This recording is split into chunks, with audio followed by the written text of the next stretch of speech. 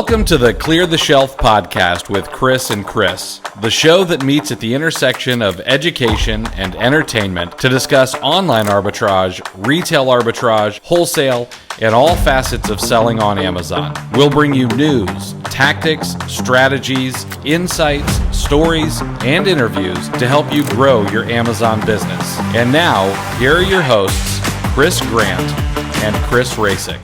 What's up, Amazon sellers, and welcome back to the Clear the Shelf podcast with myself and my braviloquent co-host, Chris Rasick.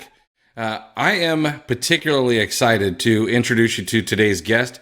He's someone that I've known for years in the Amazon space, and I think you're going to enjoy getting to know him as well. I think we also might break a few brains today. Jeff runs an Amazon business doing $25 million a year in sales. Doesn't do any private label. And when we chatted, it was around 75% online arbitrage, with the rest being wholesale and just a little drop of retail arbitrage. Now, for you Lakers fans out there, that amounts to about $2 million a month in sales on Amazon. It's more than what most people strive to do in a year full time.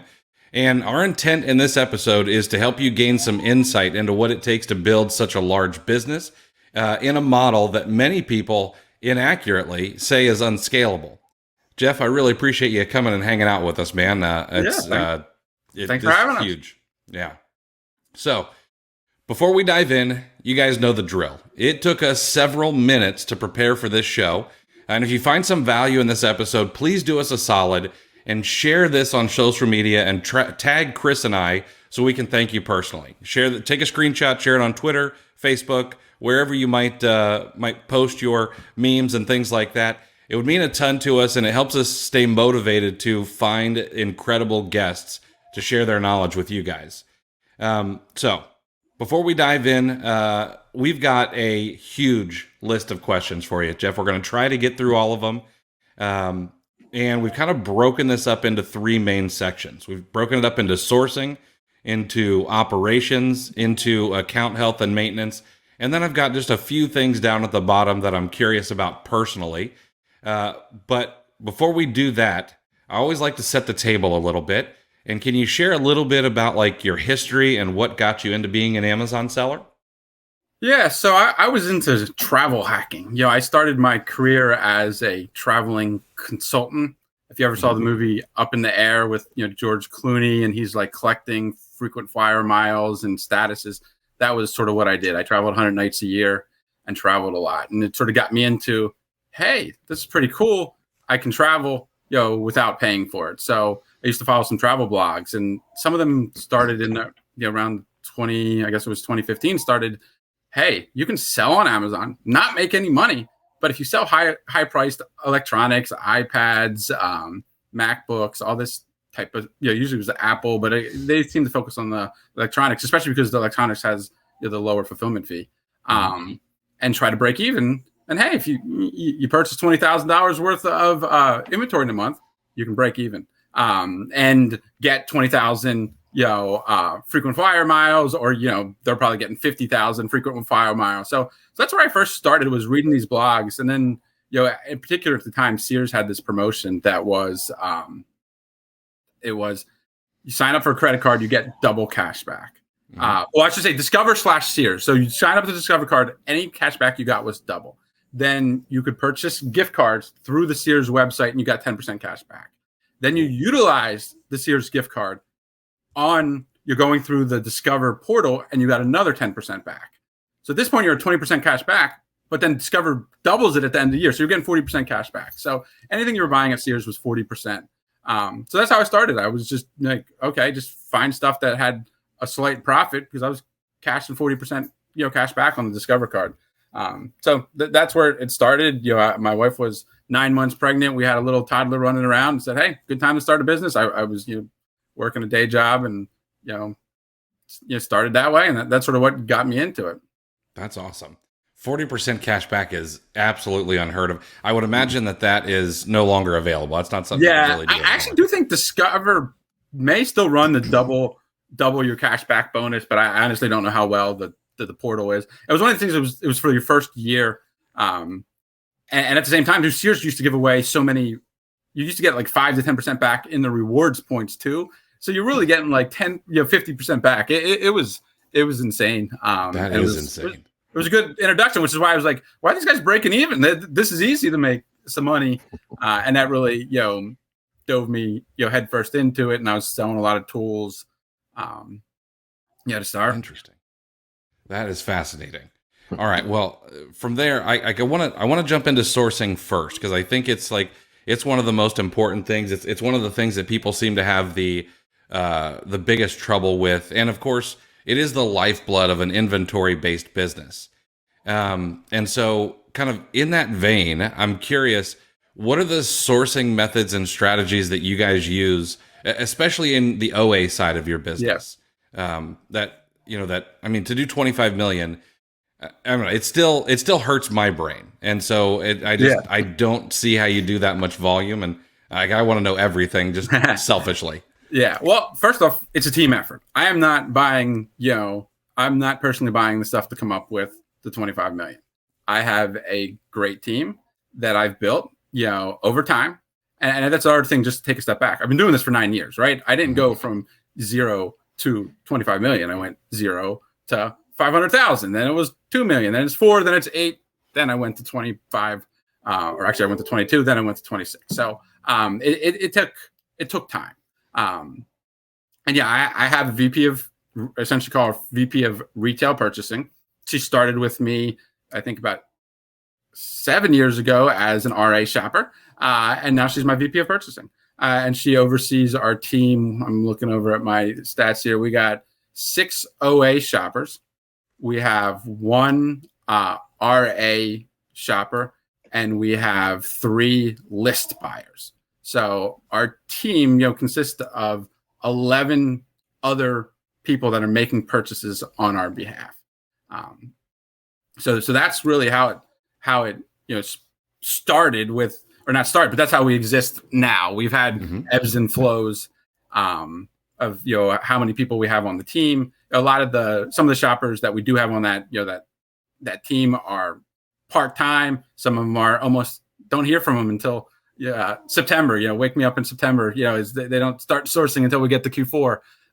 But yeah, that's really the start, and the lifeblood is we have a strong team, and you have a strong VP under our purchasing side that manages this team. And from there, we do a mixture of sourcing. From my perspective, I'm old school. I said I've been doing this for a while, so I have context menu search as my main search tool. I'm not a huge tactical arbitrage sourcer. I use it a lot from the wholesale perspective, but people on my team are. So, and that's what I like, is there's so many different ways to find products. And I try to give, some tips to our shoppers and train them. Hey guys, wanted to take a quick second and thank you for listening to the Clear the Shelf podcast. My magnanimous co-host Chris Rasick has put together a gift for you for being a listener. It's called the Monthly Goal Tracking Spreadsheet, and it's free. The spreadsheet will help you break down and track how much you've purchased, which should be a leading indicator of how much you will sell, and then you'll be able to track how much you've sold as well as your estimated monthly profit on a daily basis. This will all feed into the daily averages, so you can ensure that you're on track to meet your goals each and every month. Grab it for free today over at cleartheshelf.com/goal-tracking. Thanks again for being a listener. Now back to the show. Actually, Chris trains them because we give them the OA challenge. But we try to get them started. We obviously teach them on our criteria, but let them figure out what works for them. I also, I love Amazon employees. I love Amazon sellers that are tired of dealing with Amazon shit and are looking to get out of the business. So we do bring on shoppers. A lot of our shoppers do have Amazon experience that they're like, hey, I just don't want to run a business. I'm good at sourcing, and I just want to sit at home and make money shopping. Honestly, it's my dream job. I hope I do that one day. But so they all source, their own ways, and as long as it's working, it works. They do get a commission structure, so it's it's not working for them, it's not working for us. It sort of moves on. But we try to train people up to make it so that it works for both parties. Awesome. All right. So, I mean, nothing like totally groundbreaking. It's things that probably everyone knows and is doing, doing manual sourcing. Some of them use tactical arbitrage. I'm sure some of them are storefront stalking all day, all kinds of things. I noticed that you said you've got 3 list buyers, and I'm curious, are your 6 OA shoppers, are they creating those lists for your buyers to go and buy from? Or are you also, are you buying leads list from lead list suppliers in the space as well? Yeah, good point. Because that is two different things. Yeah. So ultimately, the way we define it is our shopper is paid to source and purchase products, and then our list buyer is paid to purchase items that we've identified that we want to buy, that maybe we're banned from, maybe we have quantity limits we need to get around, or it's just annoying. The stores has a 10 off of 30 coupon, and we want to buy 500 items with that sale. I don't want to make 500 orders. I give it to my list buyer. So ultimately the list buying is built by me, and the VP of purchasing are usually building. Usually it's my VP of purchasing, but other times it might be me that are passing things on to them to make purchases. Fascinating. And so I would imagine like you're still getting down in the trenches, and actually like. Yes. So, I mean, I try my best to get out of, usually as like a CEO of a company, you're trying to do the higher stuff and not getting in the trenches. From my perspective, I'm constantly trying to get my leaders, to run their departments so that I can get in the trenches, because that's what I'm good at. I'm a good sourcer. I can find product, and I've been doing it for 9 years. So I'm very good at it. And yes, I'm typically the one that generates the highest, revenue and profitability, of our shopper team, even though I probably source the least amount, because again, that's what I'm good at. And I try to get into that and get out of the, some of the higher level stuff that, a CEO would typically do. That's interesting, because the question will pop up like, okay, what's to keep your employees from starting their own stores? But it's funny that you mentioned you're actually taking the exact opposite route. You're taking sellers who don't want to manage, their own businesses. That's interesting. Yeah, and we've had shoppers that left us to go do their own thing, and it happens. And obviously we prefer they stay with us, but again, it is a risk. But anything's a risk, and if you want to scale, you're going to have to put some trust into people. And hey, it's burned us. It certainly has burned us in the past. But again, you can't scale if you're doing it all yourself. Mm-hmm. It's true.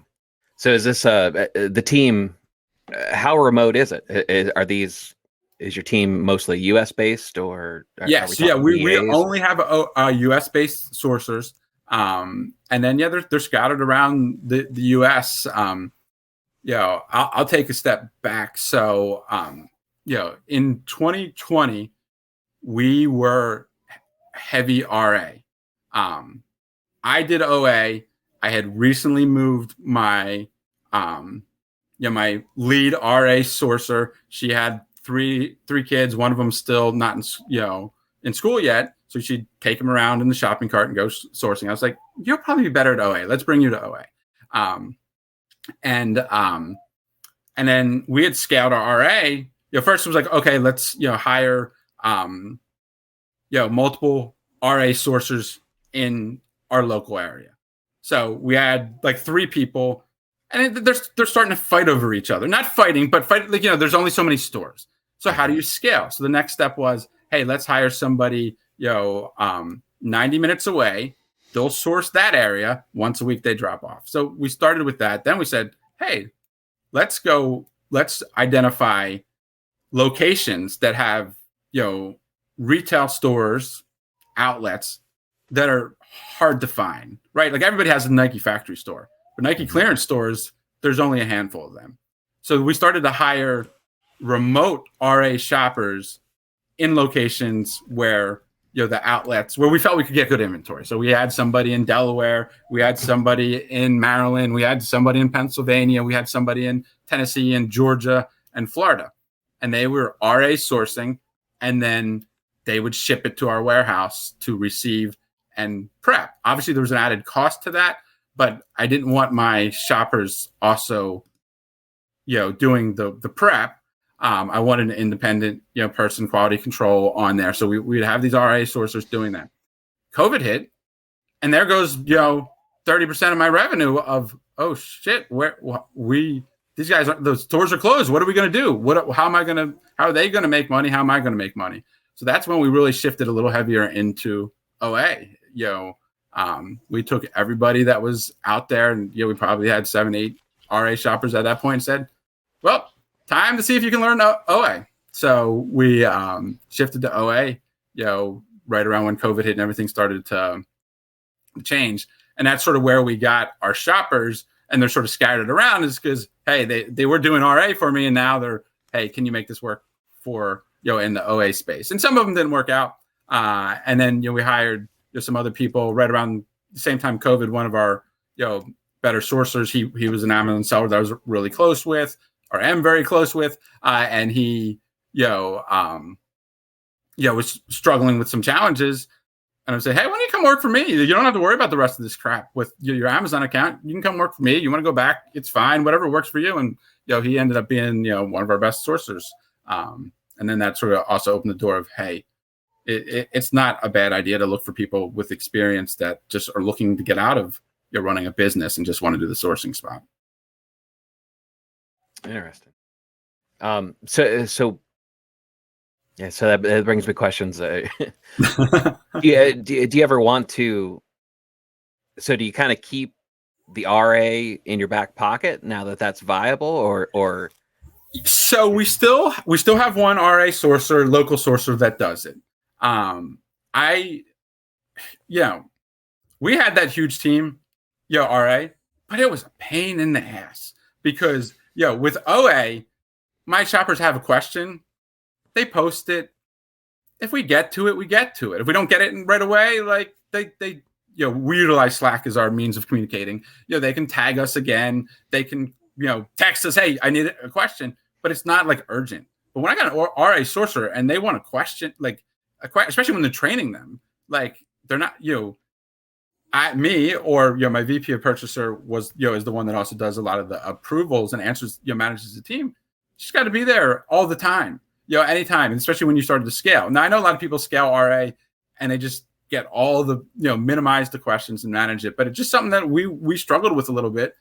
And just from a, from our perspective, from a scalability perspective, I used to do RA. I could fill up my car with about $5,000 worth of shoes is about where I tap out. This weekend, I spent $75,000 at, one site in a couple hours. Like I can't do that with RA. That's why we, again, it's still there. And to a point, I'd love to do that. But I just, from my perspective, it was just, I'm always amazed by, you guys had Perry and Kim over, last week. I couldn't get there. And it was a lot more work and stress, from my perspective. So, it's always an opportunity, but it's not something I'm actively pursuing more than, our one shopper we have out right now. Mm-hmm. That makes sense. All right. So you quickly moved everyone to OA, based on the challenges that COVID brought upon us. So what do you have like a set tool stack for each OA sourcer, or are do they have the freedom to pick what they like, since a lot of them sounds like have experience already? Yeah, I mean, so everybody gets Keepa, everybody gets RevSeller, or Ace and Zen are the two sort of revenue calculators that we utilize. We have tactical arbitrage, and we give them access to that. They must be very happy with the removal of the minutes. Yes. Besides that, then they're independent contractors, and if they want to purchase other tools, they're welcome. Or hey, they can suggest it. I've definitely brought in shoppers that have introduced things to me. Again, that's the other reason that you always worry about, okay, this person's going to take your business model and go start their own business. I learn more from the people that I hire than they usually learn from me, because I don't tell them that much. I just say, okay, you find us good stuff. And then they teach us new sourcing avenues, that they figure out. And then even if they leave, okay, now we know, hey, we didn't really source these websites before. You showed us how to do it. Now we do it. So, so we let them utilize what works. And, again, if there's a big push, you got a little off topic there, but like Ace and Zen's an example that I always use RevSeller, and that's all I utilize. And this guy, somebody we hired, it's like Ace and Zen's better, Ace and Zen's better, Ace and Zen's better, or Ace and Insight, whatever that tool is. And, eventually tried them, like, oh, damn, this is nice. So I now use both because I do prefer the variation viewer on RevSeller, but I like some of the functionality in the calculator that's built into Ace and Insight. It's they get their standard package, and then they may push some other stuff on us, or they can purchase their own stuff. Interesting.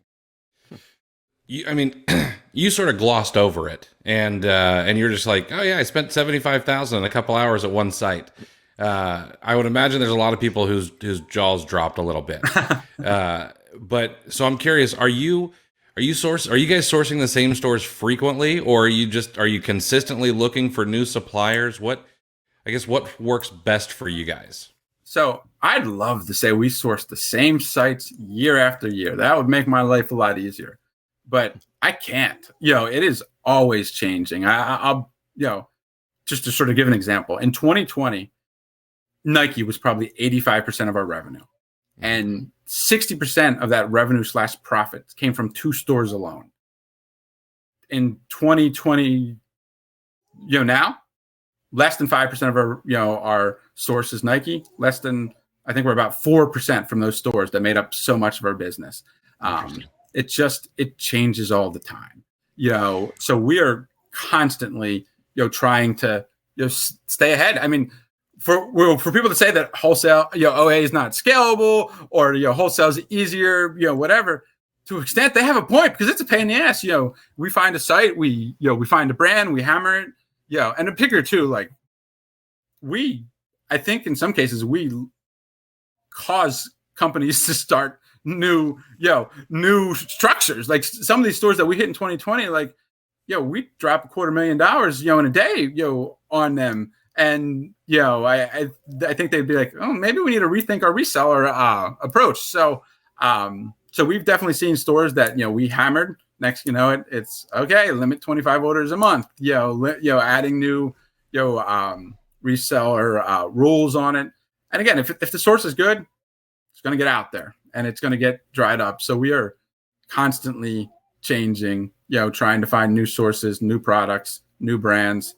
I would say the one constant for me has been, Amazon flips. That's one of the things that I started with and has always been a major part of our business. And that hasn't went away. And Amazon flips can then lead us to, you find a flip that Amazon's price matching, then you go to the retail store and purchase from there. So that's always been a part of our business, at least one that I hammer hold. My team doesn't do that, especially because it's a little more complex. But outside of that, it's new sources all the time. We do tend to find a good one and hammer it until it dries out. But it is always, especially from year over year, it's always new sites.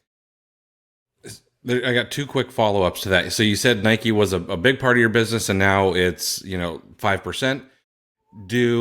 Have you thought about, since Nike just seems to be going through some changes over the past couple of days, where it seems like new sellers are going to be hard gated, at least for the time being? I know that we have no idea what changes in a week from now or 2 weeks from now, but if it stays this way, where legacy sellers are able to continue to sell Nike, but new sellers can't come in, do you foresee that Nike becomes a larger piece of your business again in the future? I mean, it certainly could be. I mean, Nike's an awesome brand for sure. It's just, it's the most, I don't know what the right word is, but the most guru'd promoted brand out there. Like, everybody's, hey, I sold X amount of Nike, especially obviously, I think we all know some of the bigger Instagram guys, and that's their shtick. I sell Nike. This is what you do. You don't need to get a wholesale account. I sell Nike. It's easy. make money with that. And it's just, some of those guys I blame specifically for my decrease in sales in Nike because, I used to hammer it and now you just can't, or I have to get better. I need to get better at getting my cost lower on Nike.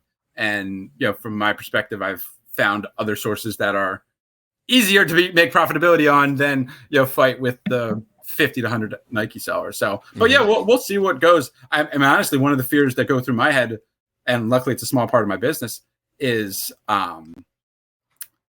if Nike's starting this, or if Amazon's starting this, what's the next part of their shutting the gates? Because we've all seen it, especially this year in the beauty category, of, hey, you got 2 months or a month where this is hard gated for everybody and you have a month to sell through. And it's a shitty thing for a lot of people. We got hit pretty hard with Coach last year, I think, where they hard gated that. And I think we got 30 grand of Coach, inventory that we're, slowly because, it's one thing they give you a month, but if I just spent 20 grand on Coach, the day before you release that, I don't have time, especially if it's going to a prep center and then I got to get it checked in. And, it takes a month from the order time. So a month's not enough time months should be a decent amount of time to unload your existing inventory. But if you made some big, purchase orders or, purchases, you're going to get screwed. So that does concern me a little bit. And, honestly,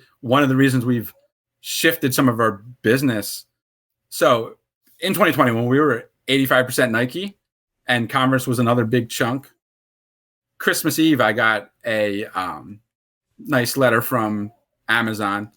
You're getting I forget what it was, a brand review on Nike and Converse, and they immediately restricted both brands. I had $750,000 worth of Nike and another 50 to 100,000 in Converse. Good thing is Amazon, there's capital Nike and regular Nike, and they only restricted capital Nike. So it wasn't, for what it's worth, it wasn't the full 750 grand of inventory, but it's so scary, especially, here's Christmas Eve and it's okay. You can't sell Converse and you're not supposed to sell Nike, and you had to go through a brand review, and then they don't answer emails. Converse was restricted for 3 months because I didn't even get a response back.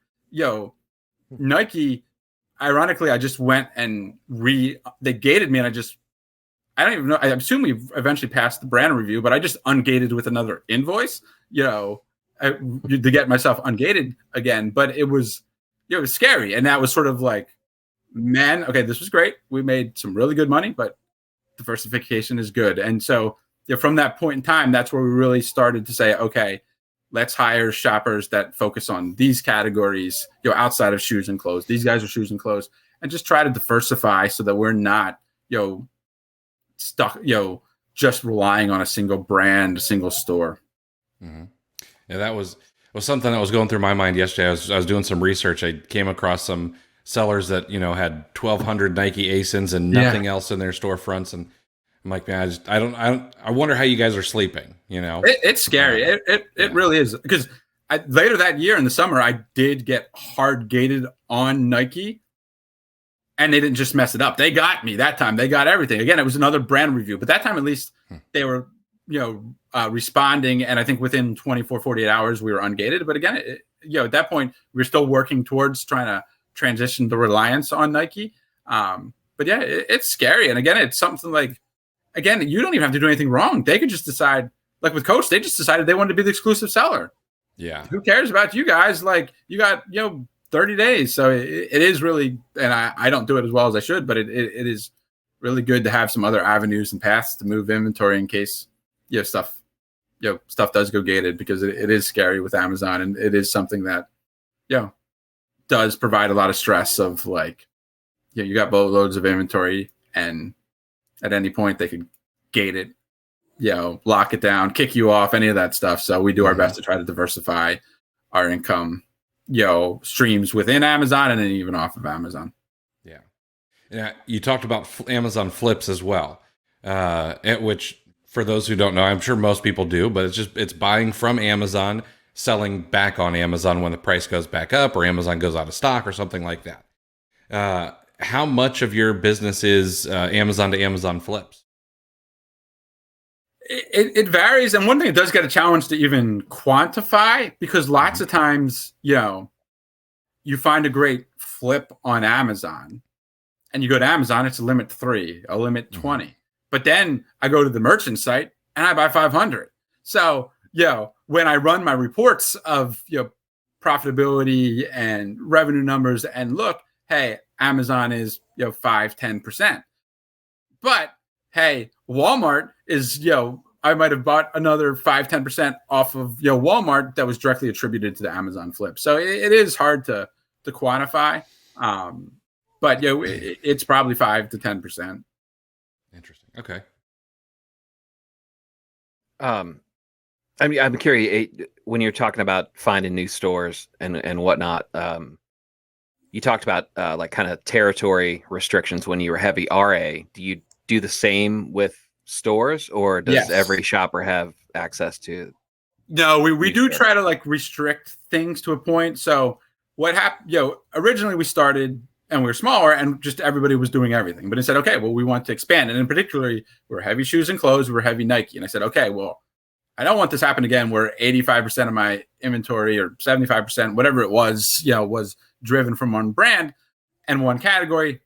Let's diversify. So let's hire people that specialize in other categories. So we at a point we had, okay, you're our toy shopper, you are our beauty shopper, you are shoes and clothes shopper. We've relaxed a little bit on that, but we do have a couple long time buyers for us, shoppers. One of them being somebody that started with me as in Georgia as my an RA shopper that then now does it as an OA shopper.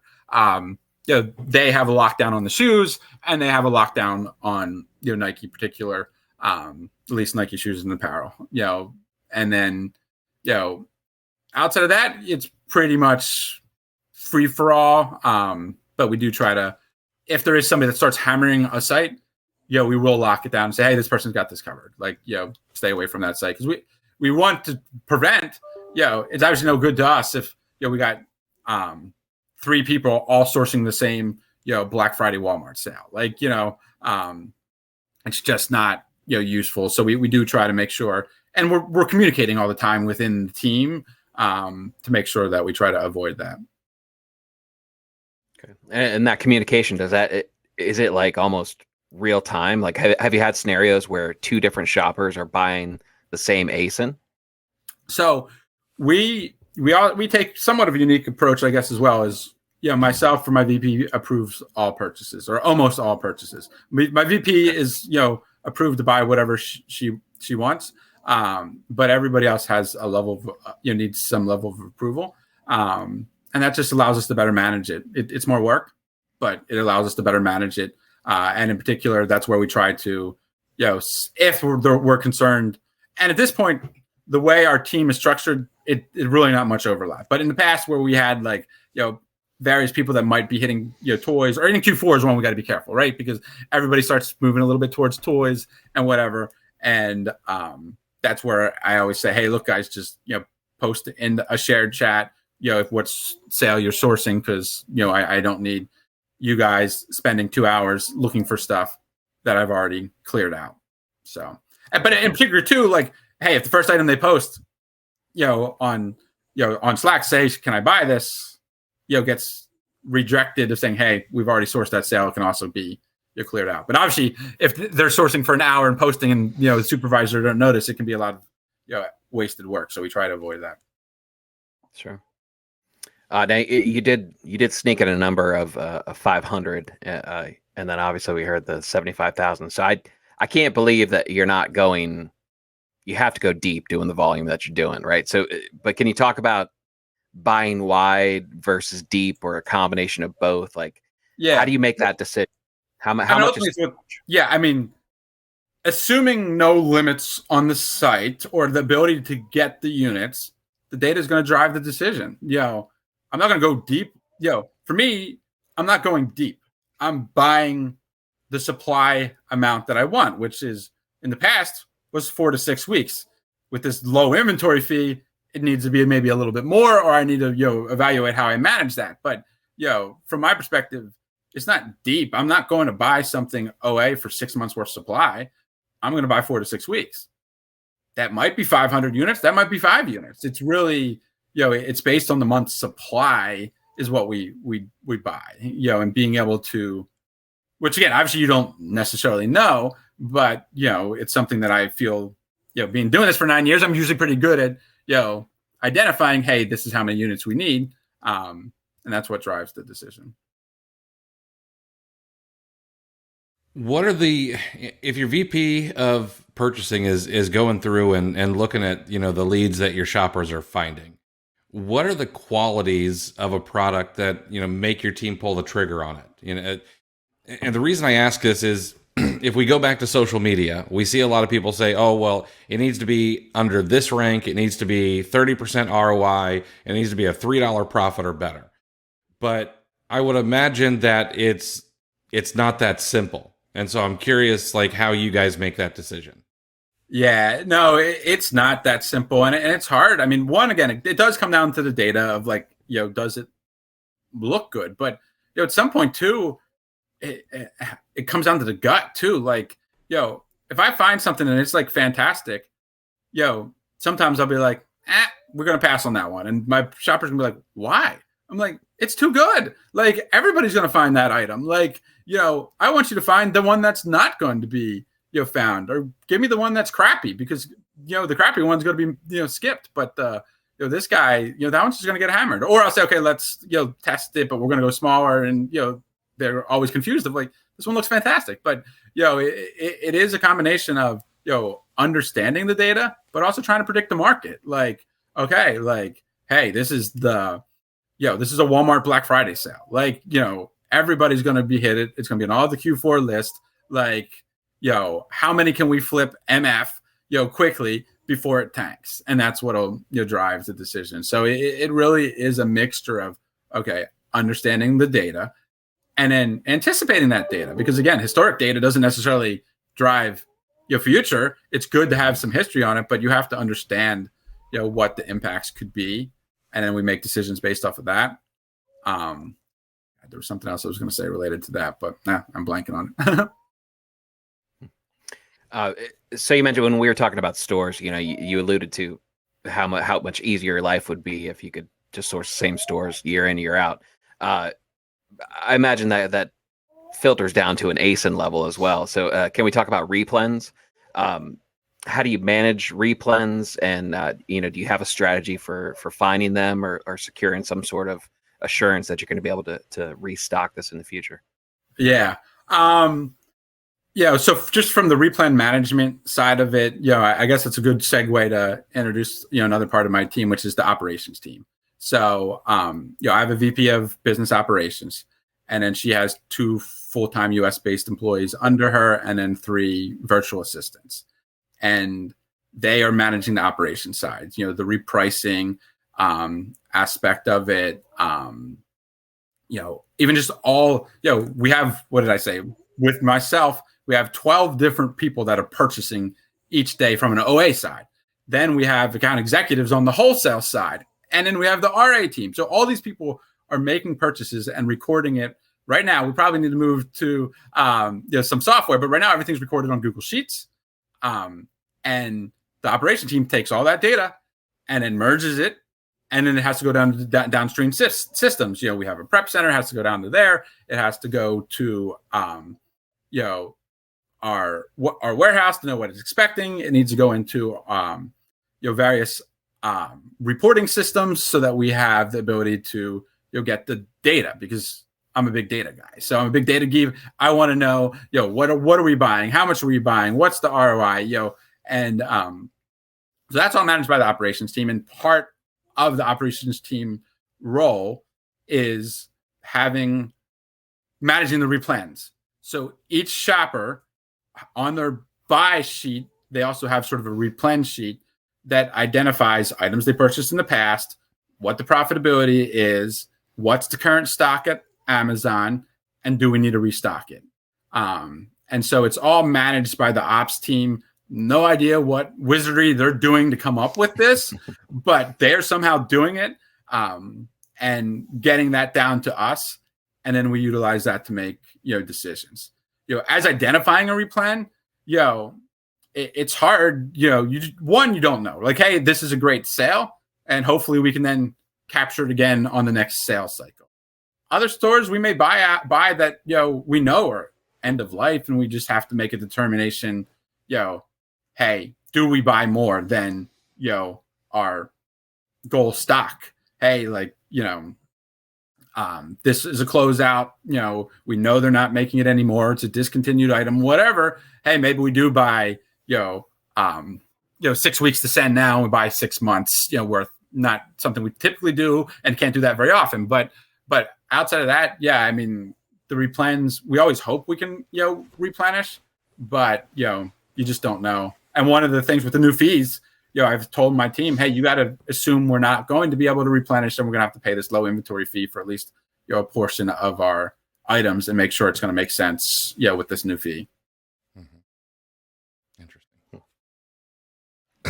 So this next one is really mostly out of just my own curiosity, but and of course I don't necessarily need like an on target number, but I'm curious, like, to get to your level, how big of a catalog, or how many ASINs does one need to have in their catalog on average to keep up the sales volume that you need?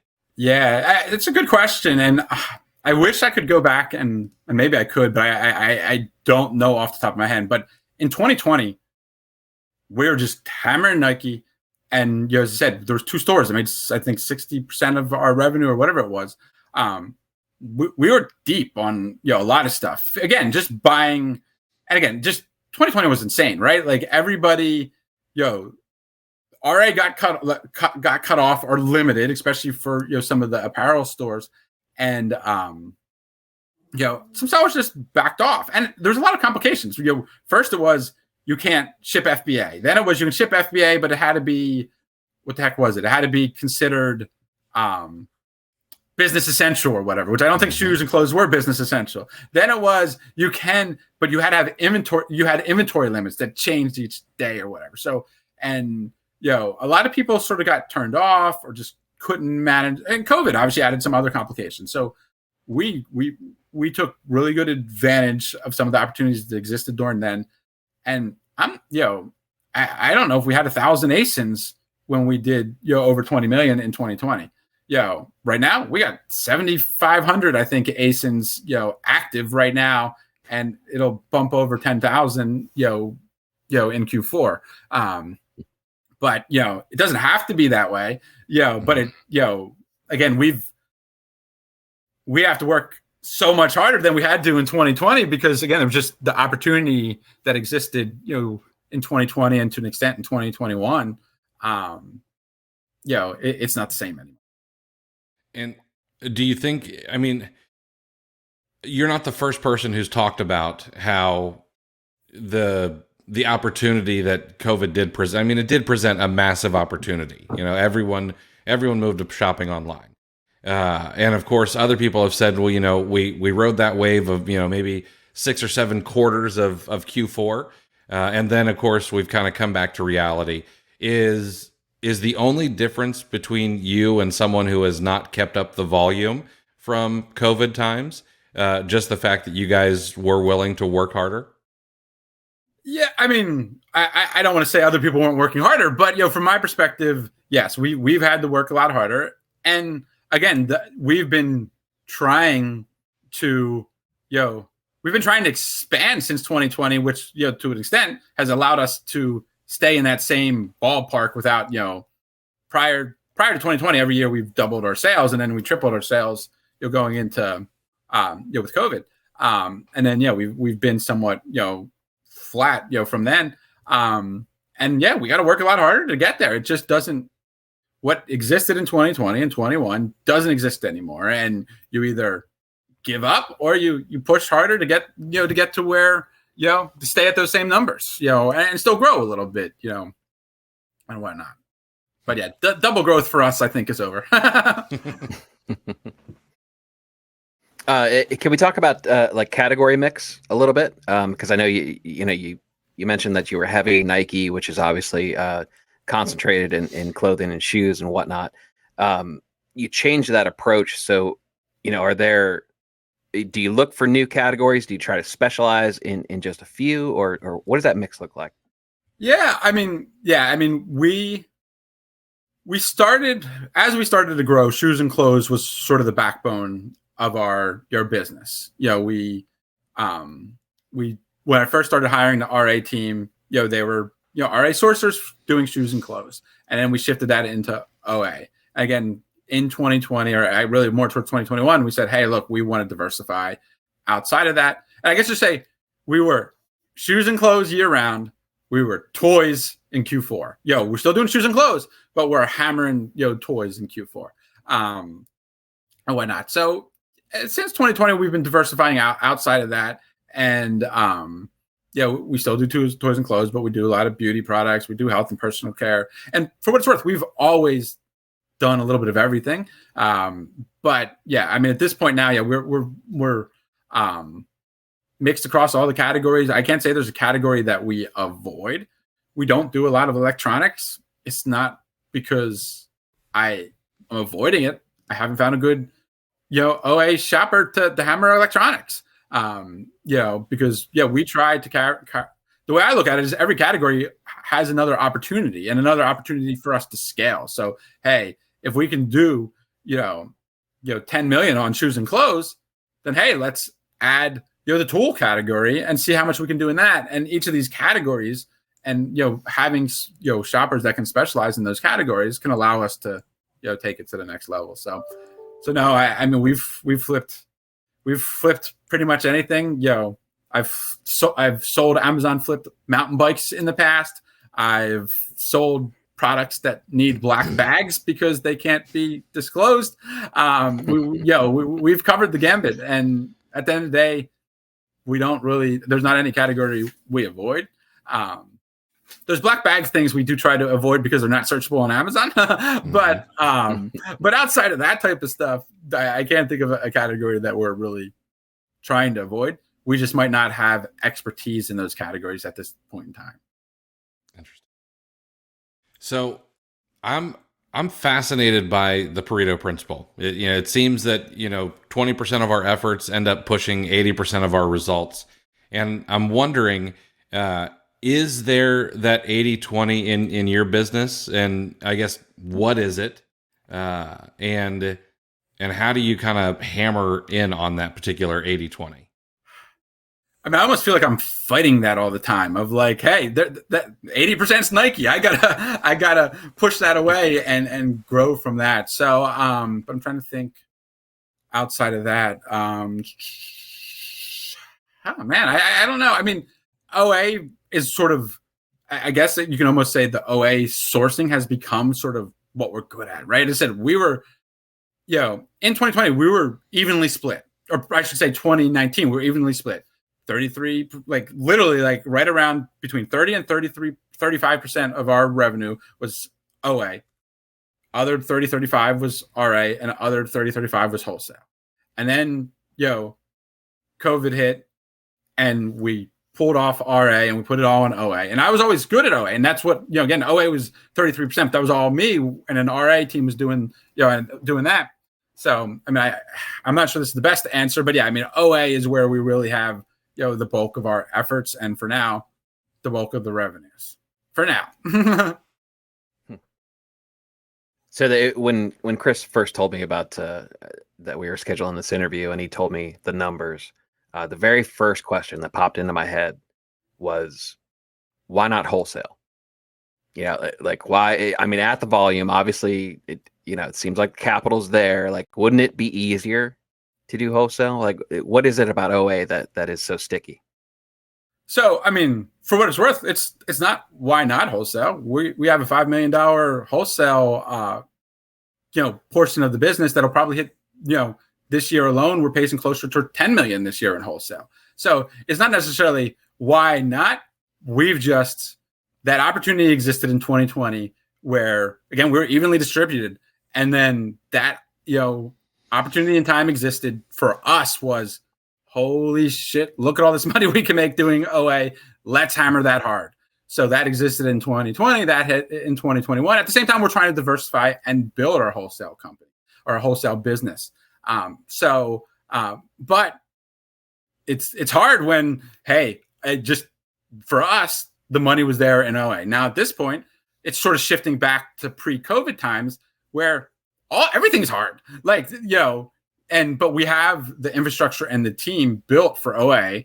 So we got that going and we're trying to keep that going. But at the same time, we are building our wholesale business. And for what it's worth, our wholesale business is still sort of doubling. It got a later start. So, we do have, we have a whole big wholesale team. We have, account executives that we, pay to go out and get accounts. We have, I forget what it's called, a fancy name for a website that's trying to sell all the different, services that we can provide, but for what it's worth, wholesale is not easier. Like for us, it's hard, and it's all hard, really, is what it comes down to. The goal, though, to be honest, is at some point to have wholesale, in the next couple of years to be, equal as our OA while maintaining our OA numbers. Fascinating. Yeah, and that's interesting. So I'm curious, does cashback work at your guys' scale still? Can you still run through the cashback sites and all of that? And if so, how do you make sure that you're making the most cashback as possible? So you got to keep in mind, from my scale, it's mostly driven. Yes, I'm our biggest shopper, but I'm not going out and spending, 10 million on online arbitrage purchases. I'm doing 2 or 3 million, which is not necessarily bigger than the guy hustling to do 5 million himself or whatever it is. So for my scale, sure, it works. And, I'm not collecting what the OA purchasers are making. That's a perk of their business, is that they get to manage that aspect of it and deal with that. So I haven't had an issue on my end. But I had a shopper run into some trouble with, Ebates. What are they called now? Rakuten or whatever the heck they're. Yeah. I think they held a check for her for some reason and gave her a hard time. But I've had cashback sites reach out and say, just sort of notifying, hey, we can tell you're a reseller. We love your business. Just if the site is going to reject it, you're not going to get paid. I've had cashback sites email me and say, you're not getting paid because you're ordering this many units per order. If you order this many units, we will get paid and you will get paid. So they'll actually proactively reach out to us to help get us within their limits so that they can, because again, we're making them money. So long as we can stay under the radar, they're happy. Interesting. And we diversify too. So like if, let's say Top Cashback is the best one, but Active Junkie is only 1% lower, and I'm going to do a $50,000 worth of purchases across 20 orders. As much as I don't want to lose that 1%, I'm probably going to split it up just to, help. And I know some of my larger shoppers do the same thing. It just helps minimize it so that it's not all flowing through one account that may get, locked or rejected. Interesting. And then I want to focus on the credit card side a little bit, because I would imagine that everything is flowing through credit cards of some sort. Are you focusing more on cashback credit cards, or are you focusing on credit cards that are getting miles? Like, if you had to be like, this is my favorite credit card, this is what everyone should get as they're trying to scale, what would it be? So from my perspective, that aspect becomes secondary. Mm-hmm. The first, main thing for me is what's going to give me the most amount of money so that I can actually make the purchases I want to do. Because, again, at our scale, I think November is usually our biggest month. I think we do around 3 million in purchases in November alone. So like just on the, online arbitrage purchases in November, we'll do 2 to 3 million a year. And trying to find the credit cards that will give me the biggest limit is more important than whether I'm going to get 1%, 2% back. But from my perspective, I'm a big fan of Amex, the gold and the platinum card. I have the platinum now. because it gives you an extra, they only give you 1% cash back, but they're the one that gives me, an $800,000 limit, so that's going to be number one. It's not necessarily my favorite cash back rewards, but it's what's going to give me, the limit that I need. And they work with me a little bit more if I, go over the limit. Lots of times, they don't necessarily shut me off right away. So I have a lot of Amex cards. The gold being the best. I started with gold. I eventually upgraded to platinum. The platinum goes to 1.5% for purchases over, I think it's $5,000. So that 0.5% that you're getting will pay the extra annual fee, compared to gold and platinum. Plus, you get more perks with the platinum or whatever. So I use the platinum now. Capital One Spark gets you 2%, but they're a little harder to work the limit up, and historically, I think if you not have a limit over 150, it also hits your personal credit statement or whatever, your credit. So they were one I did not like a lot.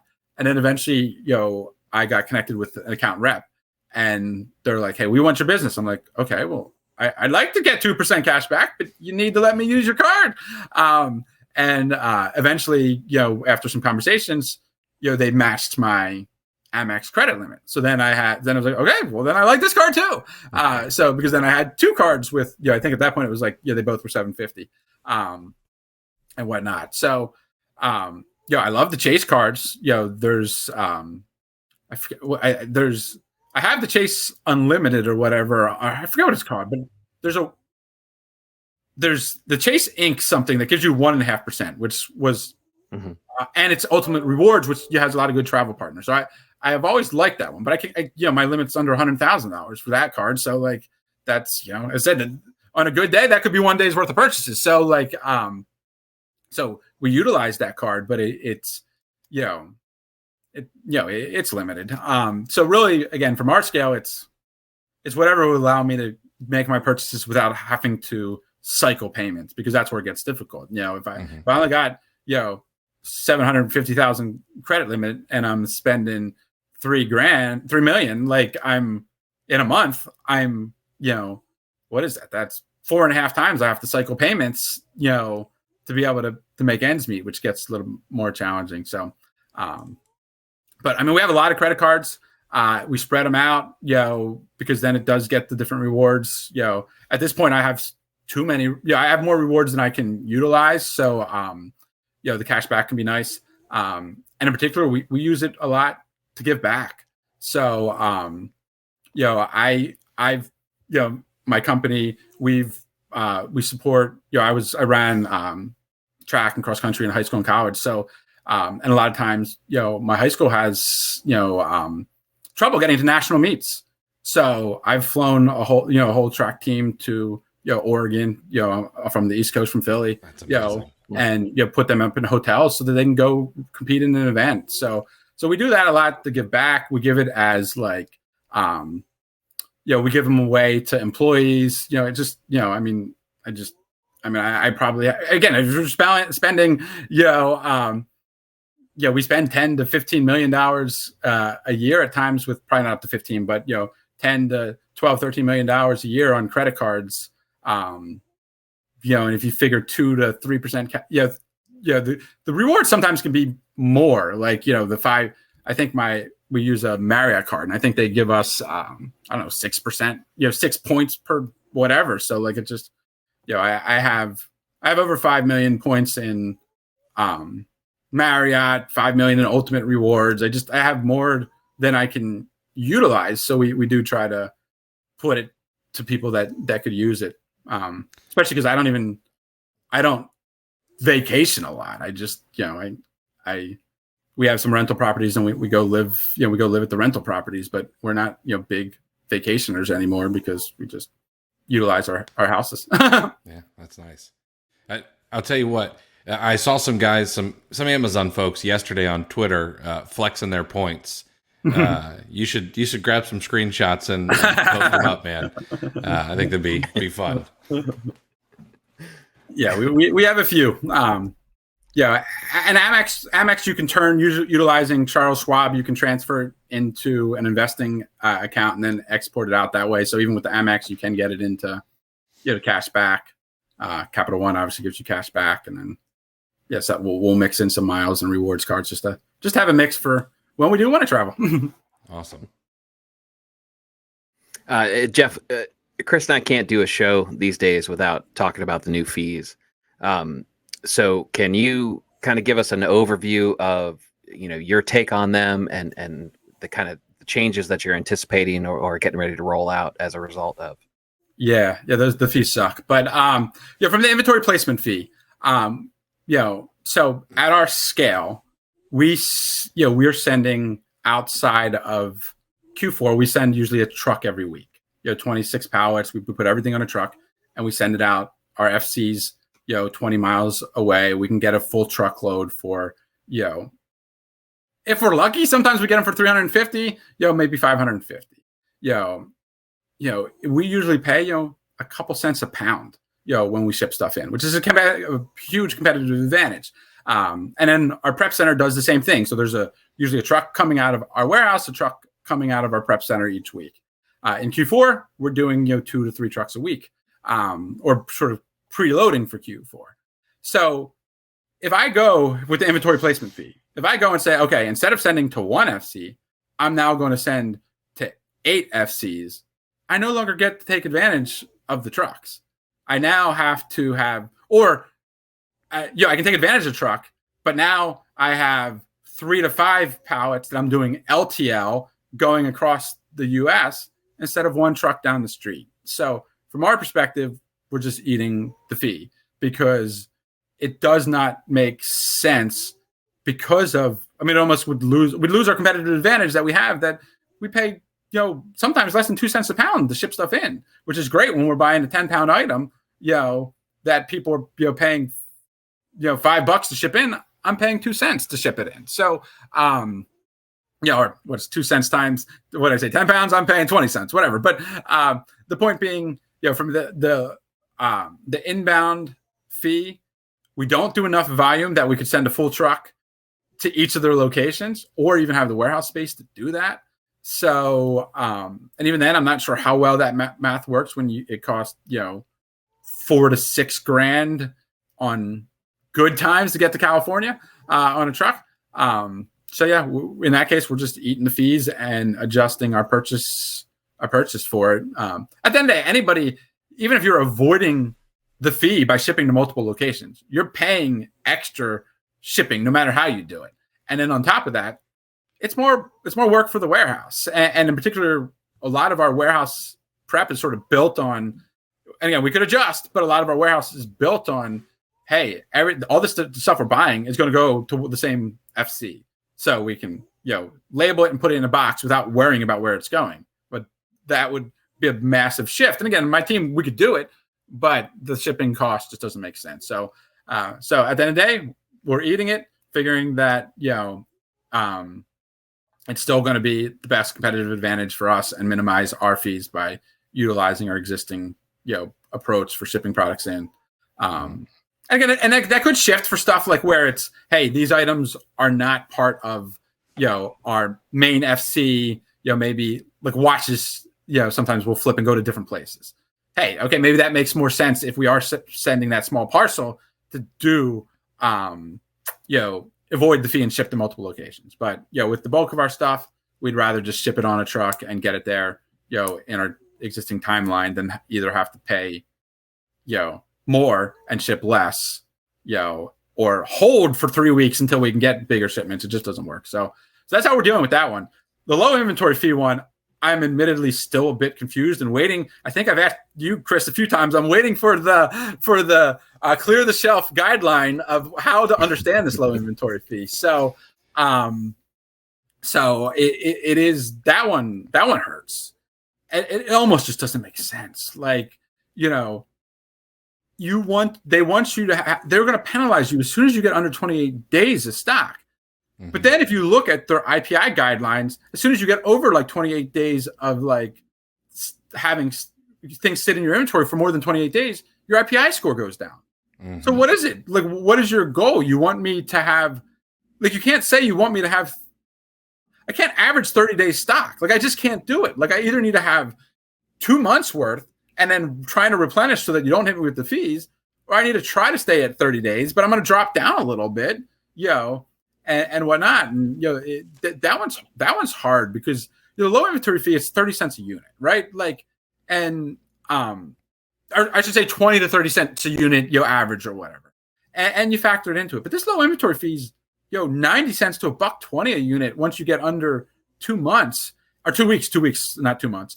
And especially like we do some like small and light type of. And obviously, there's no more small and light or whatever they call it now. I don't know. They change it every three months. It seems like, but if I got a buy cost of $3 for something or $2.50 that I'm selling for $9.99, if I can't keep that replenished, I'm adding with over 33% extra cost with a low inventory fee. So it is challenging. So we are spending a lot of time. My operations team is looking into it. Our repricer, we use Seller Snap, has a lot of cool tools so far that we're seeing that like is including days of stock and being able to change the repricing method. Because at the end of the day, Amazon's going to report, what items you're going to get hit with a fee. You can quickly put those out of the repricing cycle and try to get inventory in there quickly to avoid the fee. But obviously there's work to do that. And of course you're paying the storage fees, but the storage fee is minimal compared to this fee. But you're also tying up capital. So, we're looking at it, very closely. And I wish I had an answer of what the heck exactly we're doing. But, at the end of the day, it's something we are grateful that they're doing this first month. That's, free, I guess. They're charging us and then going back. So to allow us to better manage it. Ultimately, it's definitely going to make us carry more stock than we used to, especially from the wholesale perspective. We're going to have to carry more stock because I can't carry four. You can't carry four. My target was 4 to 6 weeks. I can't do that. If I buy 6 weeks of wholesale, I have to replan almost immediately. It's going to be difficult because like think about the process, especially if your supplier's in California. Like, okay, I send in 6 weeks supply. Okay, well I can't get below 4 weeks. You're going to start hitting me with a fee. Well, what's my cycle from California? My account executive has to reach out, and confirm an order. Internally it may take 48 hours to get an order in. Then it takes another 48 hours for it to get maybe accepted by them to even start pulling my order. My orders aren't, 5 units either. It might be a 10, especially if it's coming from California. It's probably a 15 pallet order. So it may take them another, we're already at a week. Now it might take them 3 days to get my order ready. Now I got to send a truck to get out there, pick it up, which again may take another day or two. Then it's going to take me a friggin' week to get from, California to, down to the Philly, New Jersey area. So now I'm at, 3 weeks since I needed to replenish. And now it's going to take my team, again, 15 pallets. We got a good team, but it's still not going to happen overnight, And again, I send a truck a week. Like, so I'm another week. So like, it's going to take me 4 weeks to replan. So ultimately I need to keep 8 weeks supply. And then as soon as that 8 weeks hit, I got to order another one if I don't want to pay the low inventory fee. So, so it's nuts. And I haven't exactly figured out how to do it because, and again, they're not all that slow of a cycle and we can speed it up, but even a fast cycle is going to take 2 weeks, especially for, wholesale, OA, we can get it a little faster, but it's hard. So, for now we're considering it when we're making purchases, that's definitely have to take a closer look at the lower cost, lower margin type items that, maybe we're buying because, hey, it's cost $2. I can move it for, $8 and I'm making $1 a unit and, it's 50% ROI and I can move 2,000 units a month. Hey, that's good money. But now if you're going to take, $1 away from that every time I, drip below, 14 days of stock, I'm, all that margin. I was only making $1. Now I'm not making $1. And if price drops and, so, and I'd love to say, okay, prices are going to increase, but they're not going to increase. You hope. But number one, Amazon doesn't let you increase the price. And, I try not to be a bitch about Amazon all the time, but that's one of the most annoying things is they keep adding fees and they keep getting more strict on when they suppress the buy box. And and I mean, I've had it happen not just on arbitrage items, but wholesale items where they find some random website that's selling an item that I bought for 50 cents to sell for $8. Well, they found some guy, some random website that's selling it for 99 cents plus $9 shipping for every unit. But all Amazon sees is it's whatever price I said. So then you can't get buy box anymore, and it's tough. So for what it's worth, everybody. The way I always look at it is everybody's dealing with this. So that's not really true for the low inventory field, but almost everybody's dealing with this. And I, confident that I have a strong team that will give us a competitive advantage to tackle it. But it is freaking annoying. And I think with low inventory fee is I think new sellers are excluded for a year. So now I got to deal with the dumbass new sellers that don't know what they're doing, that they don't have to pay the fee either. So it's sorry, I don't mean to make fun of you new sellers, but and heck, it's not just new sellers, it's big sellers. I mean, it's a lot of the mega sellers that are the ones driving down wholesale prices, and then next thing you know, you're reading about them going out of business, like they don't know what the heck they're doing. It's tough between the downward pressure from sellers on pricing and the downward pressure on Amazon on the pricing to then keep adding all these fees. It's tough. It's hard, and and it's so complex. It's not like, okay, I've just you need to factor this in. It's hey, it's this amount at this day, and it's at that day, and hey, when I still haven't figured out exactly how it's going to work. Like, and I've used this example with my operations team. Hey, we have this great wholesale item. It moves, typically a couple hundred a day. I ship it in, I send in 1,500, 2,000 units. Well, holy shit, we had a good day right before, on the first day, and we sold 500 units. Now, the next day is when they're calculating days of the stock. I only have 3 days stock. So now all those 1,500 units are now going to be, hit with $1 fee. Oh, and by the way, the item only cost me $1 and I'm selling it for $8. So all margins are completely gone because, I sold something too quickly, because it happened to get blasted on, the Ellen show. I don't even think the Ellen show is the thing anymore, but I used to have products that you could see the keep a graph and you could see when it, got dropped on Ellen, and whatnot. But, and then even the seasonal items, like we do a lot of like seasonal wholesale. Again, we're not massive wholesale, but we do seasonal wholesale. How is that going to factor into things? Like, because it doesn't seem like, if I'm understanding it correctly, which I'm not completely sure I do, it doesn't really seem to take into the fact of seasonality. Because if you sell something quickly, your days of stock are automatically, like from what I've seen, it seems like you can get hit with the fees immediately. Like as soon as you start selling it, they calculate the days in stock, like the minimum days of stock or whatever they want you to carry. But again, that's why I'm waiting for somebody smarter than me to really break it down so that I can figure it out. And I haven't got there yet. So yeah, you and me both, man. It seems like Amazon was not taking resellers into account when they created this. It seems like it was really made for like brand owners and things like that. And it almost seems like it's this backdoor push into AWD or Amazon warehousing distribution. Yes. Which I get. I don't know. But even with that, and sorry to interrupt, but they haven't made any adjustments for Meltable, right? Like, what are you supposed to do with Meltable? Like, and Meltable is just an easier example because it's not seasonal. It's at April 15th. You can't do it anymore. Or at least you can't do FBA. And I guess you can try to figure out how to do it MF with ice packs and all that stuff. But like, it's just, and again, anyway, it doesn't matter if you're doing FBA. Meltable, your MF sales, I don't think cover you. Like if you're FBA, they're charging you because you're not giving do it, but you can't do it anymore. So, And obviously from a seasonal perspective, Christmas ornaments, Halloween candy, Halloween costumes, if you're crazy enough to try to make money off of Halloween costumes nowadays. How do you deal with that? And I don't know. That's what I'm trying to figure out. And even as we do some of our seasonal wholesale, we're at stumped of like, we're going to give you our order, maybe in a month or two. I need to figure out these fees a little bit better. Interesting. Speaking of all of that, I know the volume is on Amazon, but are you selling on other marketplaces like Walmart? I've seen recently a couple of private label sellers have reached out to Target to try to get on their marketplace. I know that's one's tough.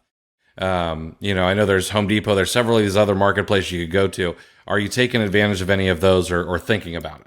Yeah, I mean, right now we are 99% plus Amazon, right now, but we do sell on Walmart.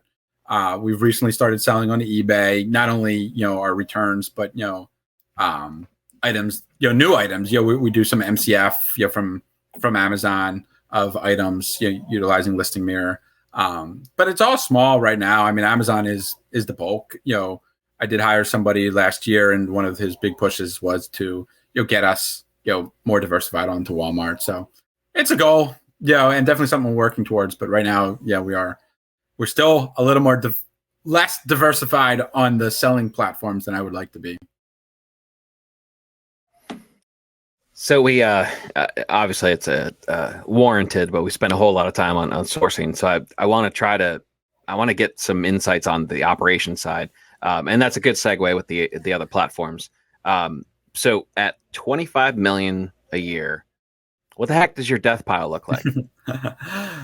Man, it can get big, but again, like anything, we have a team, right? So when I'll take a step back when we were smaller and I didn't have a team, and we just bought the hell out of things, sold the hell out of things, and the returns just sat in the corner of the warehouse. Eventually we filled up the warehouse. So I rented a storage unit and just would bring the stuff over unopened, just bring all the returns and drop them into the storage unit because I didn't have time or have a team to actually process it. So then eventually we said, and it was almost by default. We were hiring a warehouse, staff, and we'd done a couple interviews and we're like, damn, we like both of these guys, but we don't need another one. And I think my VP of warehouse, who might've been a manager at the time, said, why don't we hire somebody to deal with the customer returns? And I'm like, that's actually a good idea. Maybe we should actually address that. So we started and we hired somebody, and now it's a team, right? So we have 3 people on our customer returns team, or I should say our returns team, because they deal with processing our customer returns. But then they also deal with, damaged product that comes in, whether that's, Amazon, or should not Amazon, whether that's, wholesale items or arbitrage items that come in unsellable. We need to, figure out if we're trying to get a reimbursement from the retailer, the wholesaler, or just eating it and selling it on another platform.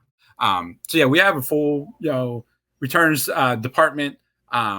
They process the customer returns, and then they determine, does it go back to Amazon or does it go to another platform?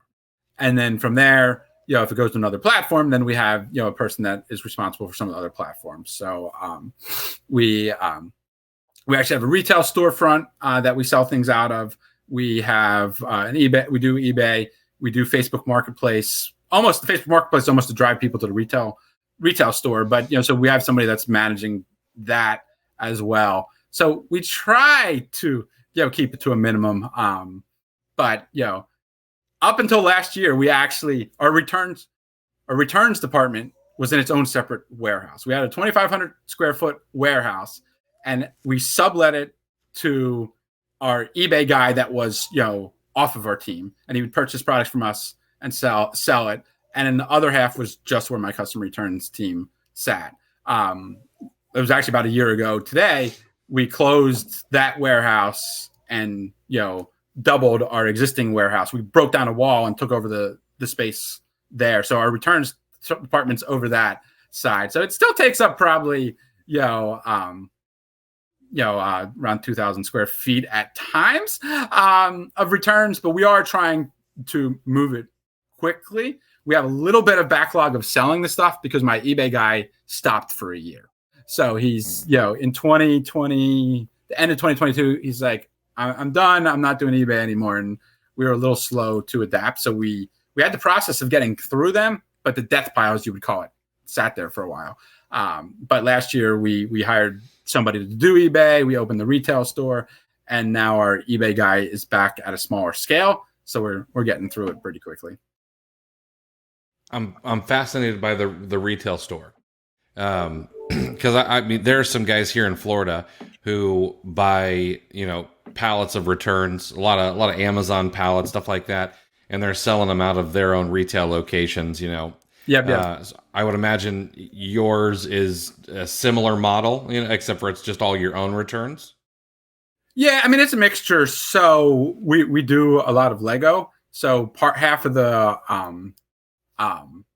store is Lego based, and then the other half is like damaged returns that have slight imperfections, like toys, for example. That you can't sell used toys on Amazon. You can try to skirt the rules and call it a collectible item and then grade it that way, but we try to stay within the lines because we have so much in there, so that it's not worth it to try to skirt the rules. Which to me, that's skirting the rules, doing the collectible route. So maybe with a Lego you could get away with it, but anyway. So yeah, we have a lot of like lightly damaged stuff in the store, and we have stuff like, hey, we got $30,000 of Coach products that got went restricted on us because again Amazon decided to be the exclusive seller of that on Coach and kicked everybody off with a short notice. So we'll have new stuff like that. Our eBay person is also a social media person, so she store. So interesting. So go ahead. Sorry, I want to take a second. For some reason. All right, so we talked a little bit about like how you handle returns. I'm curious at the scale that you guys are at, what the heck does your receipt management system look like? Yes. Okay. So again, this falls under our operations team, right? So every day our operations team is gathering the email confirmations from an OA perspective, at least. That's the largest and hardest one to manage. Is they're matching up each order to a receipt, and they're PDFing them, and they're saving that in an organized fashion so that we can proactively address account health concerns. So if we get I think prior to that, the essentially the brand review that kicked off $750,000 worth of Nike, where I was proactively trying to come up with thousands of receipts to get through this brand review. And actually, I don't know if that was that one. It might have been some other stuff. But anyway, we ultimately eventually said we can't keep doing this of like proactively trying to find them, especially relying on existing shoppers that may no longer be with us. So now, one, we have access to all our shoppers' emails in the first place.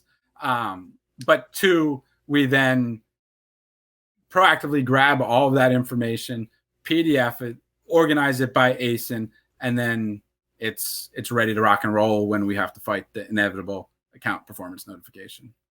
Perfect. Just storing in like a Google Drive folder. Yeah. Yep. Just Google Drive is, I think, or Dropbox. I honestly don't. Thankfully, I don't deal with it. So I don't know exactly if they're using Dropbox or Google Drive. It's one of those two it gets put in. It might be Dropbox. So I think the storage might be easier there, but one of those two.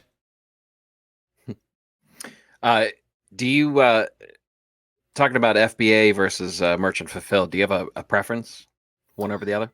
Yeah, I mean, we FBA. I mean, just from our scale, it's just like we couldn't do it. MF or FBM at the scale that we do, right? Like, we wouldn't have the space, so we do very little MF. We will ramp it up in Q4. But, again, like, I think last year we peaked at a couple hundred units a day, MF, which was for us was like massive. And it was pretty massive in the fact that we barely done it. And we said, I told my warehouse, get ready. We're going to do some MF. And we scaled up to that point. And I was like, this year, I'm like, okay, be prepared. We're going to push for 1,000 units a day, MF. But, we do 5,000 units, during peak Q4 a day. Like, so like we couldn't do that out of, we have almost, about 14,000 square foot warehouse, which is big, but we couldn't do our scale, of orders MF that way, let alone the amount of people that I'd have to manage. So FBA works for our ability to run this business at this scale and still be able to minimize the staff and space that I need to have invested in a warehouse. Now, is that you have your staff cross trained for, like FBA shipments, and then they know how to do merchant fulfilled stuff, or Yes. and then like ramping up, do you bring in temporary help, or do you just tell them to say goodbye to your family for Yeah, I mean, we do. That's one of the benefits of FBA is we can somewhat control the flow a little bit. But either way, yes. One of our busy times is summer, right? You got back to school, and then you start prepping for Halloween, and even starting to get ready for Q4 Christmas type of stuff. So we always hire high school from the local high school. We got college kids that come in, and we start to ramp up then. So we always hire people. Summer really helps us get through that season. And then, obviously we do look for seasonal help as well. We do use a prep center as well. And that's also how we manage the flow, right? Each day we're looking at the capacity of the warehouse, and hey, we're too full. We can't handle anymore. Shift those items to the prep center. So that's how we manage it. We do have a relationship with staffing agencies as well. That I can call up and say, send me 3 people, and they will have them there the next day. So we utilize that. There's a cost for that, but even that, at the end of the day, there's a cost for hiring, and there's a cost for training, and there's a cost payroll, taxes, insurance, all that stuff that the staffing firm handles. So it's really not a extravagant. I'm not saying that right word, but it's not a large cost for us to pay to get somebody here immediately. So we do utilize that. The biggest cost is, hey, do they screw things up because they haven't been with us? So ultimately, we try to plan it so that it's not, oh boy, we need to get 15 people in here to try to get through.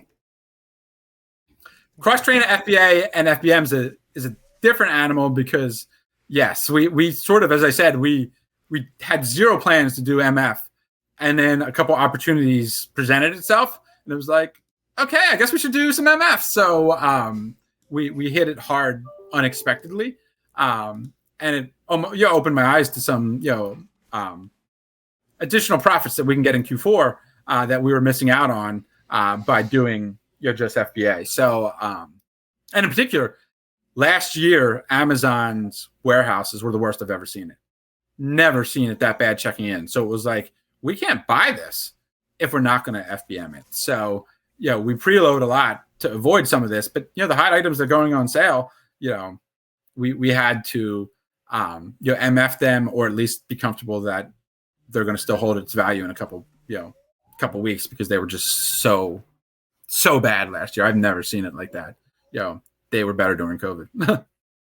Interesting. That's true. So you've talked a little bit about, hiring seasonal help, high school help, that kind of stuff. And with the people who, or you use a staffing firm sometimes, is there anything that you've outsourced in the past that maybe you've brought back in-house? And if so, why is that? Damn. It's a good one, and I can't think of anything. I mean, I'm trying to think. I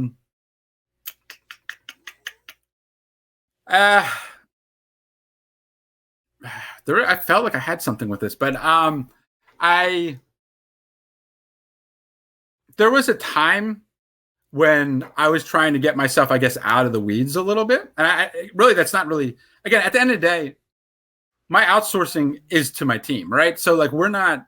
Again, when you say outsourcing, do you mean outsourcing that I'm not doing it, my team's doing it, or outsourcing it like a third party that's we're paying? Yeah, like a third party service, maybe maybe reimbursements or anything like that. Yeah, then no, I really can't think of anything. I mean, we have the prep center.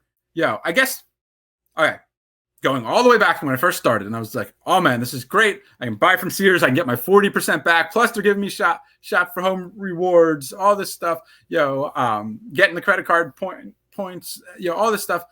Next thing, I come home from work because I leave my house at 7:30 at work. I come home at 7:00 at night. I had, at this point, I had a newborn and a 18-month-old or 20-month-old running around, and I'm like, man, when am I going to prep this stuff? So I was really quick to go to a prep center. So, but those first couple of weeks, I need to outsource. I just can't, especially, I did this 2 years, essentially just working from 9 a.m. to, until I fell asleep in my garage usually, until I quit my day job. So, so at that point I was, very, very heavy on the prep center, but, I still do it, but, from doing full in-house prep was, something that I couldn't do, and, outsource. But outside of that, I reimbursements, we have a service for it. It's, we've talked about bringing it in-house and, probably could do it. eBay is another one where I outsourced it. I didn't stop outsourcing it because I didn't want to do it. I stopped outsourcing it because my guy said, hey, I'm not going to do this anymore. And actually he's back now. So I'm still outsourcing it to him. And hey, we are doing it in-house. So I guess we could consider, not having the third part, the outsourced person, but I like the outsourced guy because he's an eBay expert. He does it well. And it helps gives us, some, somebody else to offload some of the stuff. So the only reason I ask is, as newer sellers, we often see it's, outsource everything, get a prep center, get a VA, do as much you can and just push it off onto other people and services. But the more people that we talk to who are larger sellers, the more we seem to see, oh yeah, well, we've got a process for that. We've got a process for this. We handle this, and less reliance on these third-party services. Not that they're bad or anything, just that, you've got a process in place. So that's fascinating. Yeah, and it's like, again, from my standpoint, the prep center, from an online arbitrage, the prep center just can make sense. Like from a, cost perspective, if I can send it to, it's in a tax-free state. So if I'm going to pay, tax on a $30 item, it's going to cost me $2 to ship it here. I can ship it to a prep center and I save $2 and I pay them, a little less than $2. So I've netted money and I didn't even have to pay my staff to do it. So, so from that standpoint, it just makes the math just makes sense. And it's just the best way to manage the flow. Like, again, you can ramp up staff, but it's hard when you go from, where we might have a little slow buying and then all of a sudden there's a massive sale and we just hammer it, or again, Q4. So, it's really helps us avoid, product sitting, especially because our prep center is pretty good and we, don't usually run into major issues with it sitting there too long. It's interesting. I imagine, like services that you would use that are based on, a percentage of like a reimbursement service, that it's a percentage of what they get back for you. At that volume, I imagine there has to be a conversation between. Yes, there's always a conversation. You're not getting 25% of my money. But at that volume, you have to consider, like, we just build this position within our own company. There's that has to pop up numerous times, right? Yeah, we've had the conversations, and it is something that is considered down the pipeline. There's always something. There's always another fire. There's a new fee we got to figure out.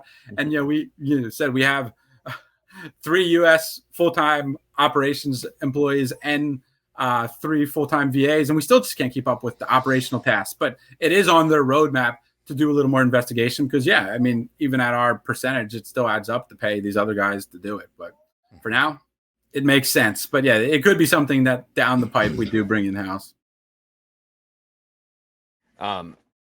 Okay, so let's talk about tracking orders. Like, you have again this volume, and you're placing 30 units over and over again, and then times you said up to 12 buyers. How the heck do you track the inbound? That becomes extremely important. It's talking about whether it was delivered. You mentioned, you alluded to damaged products. On an inbound, canceled orders. The ones that just disappear. How do you manage all that? Yeah, it's a nightmare. It really is. It is an absolute nightmare. There is, I wish I said because I have a foolproof system, but we have our operations team. They have their trackers. They are, tracking the receipts of them, following up with the shoppers, and trying to track down, hey, where did this unit go? Well, what happened?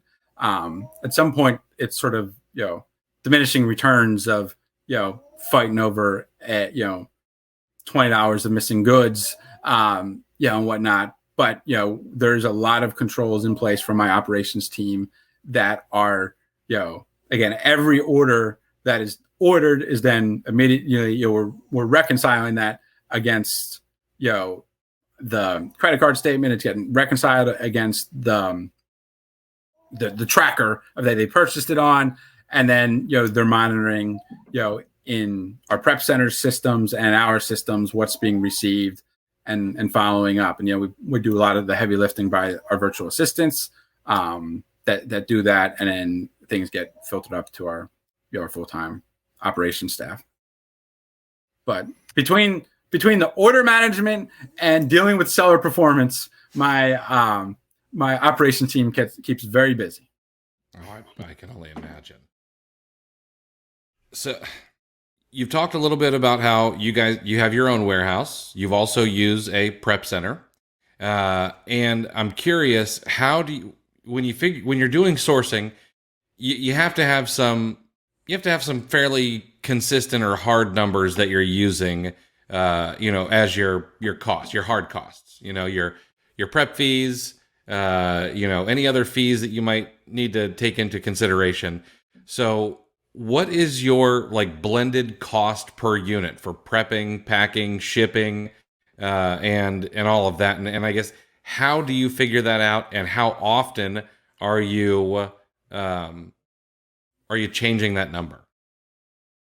So honestly, I to an extent disagree with the sentiment that I want to have a blended cost. I don't have a blended cost. I need to know what each individual unit is going to cost me to prep, because I may be placing a wholesale order that comes, packed 520 units per case, and I'm just going to send it commingled. We don't do a lot of, I don't even do a lot of commingled, but we used to do this a lot more, especially with small and light. That those 520 units, it cost me nothing. I'm just going to throw a pallet, a case sticker on it, and those 520 are done. Or I may be ordering, a wholesale unit, or it could be an arbitrage unit that's coming in a case pack of 3 that's glass. That's going to need to be bubbled. It's going to need to be boxed. It's going to need to be this. And then it's not going to be able to go back in the case pack, because now after all that stuff, it needs another box. So we, as painful as it is, we really try to look at it as an individual unit. Prep center is a little easier because we know, hey, and even our prep center, they have sort of blended costs. Hey, if you send us from this supplier, this costs this. If you're sending us shoes, it's this. If you're multi-packs, and we're constantly negotiating with our prep center. Hey, we got this massive, OA order that we're going to do, but we can't pay, this standard rate because it's going to be easier for you and it's going to allow us to scale. Do you want this business, or should I bring it in house? You let us know. So we're constantly, one, negotiating with our prep center to make sure, the prep fees make sense. And two, from, in-house, understanding the item and then having a best guess of what it costs to prep. So it's hard. So we don't spend a lot of time of okay, what's our warehouse cost and what's all our overhead cost, and divide it by the total units prepped and come up with a blended rate. We have done that in the past, but it just, at the end of the day, we're watching these expenses, and we're really trying to better understand the purchase and understanding at the purchase level, what the cost is going to be. And then, then it's okay, if we're buying, a pair of shoes, hey, that's going to be, $180. Hey, this is an item that is, 50 per case. It does need a label, but it's 50 per case. There's no bagging. There's no nothing. We can do that quick. There's no reason we can't prep that in-house for 30 cents a unit or whatever. So we're always, especially, from the wholesale perspective, trying to understand before we make a purchase, what it costs. And, when we replenish our wholesale accounts, the wholesale team reports, what was the profit per unit? What was the prep cost per unit? Estimated prep cost per unit. Because do those numbers make sense? Because, ROI can be very misleading. If you have a 30% ROI, and when you factor in the shipping cost and prep cost, you're not making any money. So we're constantly monitoring it at the purchase level. What is the prep cost at those units? Or that, again, it may not be at an individual unit, but that that supplier or that category of items. Interesting. So you're real fine tuned. It sounds like you're not afraid to get real granular with the numbers, and oftentimes efficiency goes hand in hand with that. If you need your numbers, obviously the next logical question is, okay, how do I make that number lower, or that cost lower, or whatnot? So I want to talk about how do you play a hand in, like, specifically like the warehouse, as far as like how it's set up and how to reduce the time it takes to prep per item. And then if you could touch on any automation that you use or any plans for automation in the future. But efficiency as a whole, Yeah. Take on that. Yeah. So I have a VP of warehouse operations. She manages the warehouse team, and I mostly get out of her way. I'll just be in the way. We run, if Amazon doesn't keep me busy enough, I run a real estate company as well. And we have a bunch of properties in Vermont. So, 25, 30% of the time I'm in Vermont. So I don't, I'm not even there. I'm just managing it remotely. I did send my warehouse, my VP of warehouse to Kim Perry's lean warehouse management course at one point. She went down to Texas, went down to his warehouse, and learned from him, because that guy's an expert, right? Like, he spent 20 years. That's what he did. Like that's not my expertise. I'll outsource, figuring out how to do that to him instead of me trying to figure it out myself. And I've had some talks, even have him come out and help us in house, but we haven't moved forward with anything. But yeah, I mean, ultimately, I just my VP of warehouse is paid to manage that, and I try to get out of the way and try not to cause too much trouble. I just try to keep the warehouse full with the buying. Again, it's another example of where I'm trying to get almost out of some of the higher stuff. Get me in the weeds. I want to be buying. I want to be, pointing my shoppers to say, hey, have you checked out this is on sale? What about this category? What about this store? And doing what I do better, do best, and let my VP of warehouse manage that. Is it tough to? And you mentioned your operations side struggling to keep up with workload. How do you get to the point where, because you can only manage efficiency so far before it becomes obvious that you have to bring additional staff on? So is that tough to figure out that point where it's like, okay, we're at max capacity with current staff levels, we need to hire? Like, how do you determine that? So, I mean, from the warehouse side, it's our shipping time. The items are not being shipped out in a reasonable amount of time, I guess, is the best way. We're monitoring this on a daily basis. How long are items sitting? How long is it until, is the product arrive in our warehouse until it gets shipped out? We should be prepping within 48 hours. If we're not there, then what's the deal? Is it, we had a couple people sick? Is it because of the massive, amount of items that come in? Again, one of the challenges for us is our business is not consistent. It's not, okay, I'm going to order 5,000 units a month or 5,000 units a day. It's, as I mentioned earlier in the call, hey, I found a great sale. I spent $75,000, buying, items that cost $10 in each. So whatever's that, 7,500 units is the math right there? Like, that was, in 12 hours. And then, especially for me, I may not order something for another week, because I just don't have a lot of time to source. And when I do, if I can find a good sale, I'll hammer it. It's difficult. Even when you meant like automation, like we looked into auto baggers, we looked into all these things. And one of the challenges is like, okay, this works great for this type of product. I'm like, okay, well, we do this product hard right now. I can't promise I'm going to do that product hard in 6 months, 9 months. I hope I am. I hope, everything I get, I hope that we'll do more of. So, and even wholesale, like wholesale's like, oh, well, wholesale's more, replenishable. It's not more replenishable. If I can get a wholesale account, so can somebody else, and that same person can tank the damn items just as much. Or that wholesale supplier decides, hey, I'm going with an exclusive seller. I'm not going to sell to you anymore. So yeah, we don't have as much automation as it relates to that, and we've thought about it, but it is difficult. From the products are always changing. What's our big seller one year, we may not sell the following year. So we haven't implemented automation there, but we have been looking into it and trying to find a solution that will work well for our ever-changing product mix. And it's hard too with Amazon, because again, something's good and Amazon changes small and light. Now small and light's not as viable as it used to be, or they add a new fee and it's not as viable. So it's hard when you look at some of those, putting in automated baggers, and I forget what else.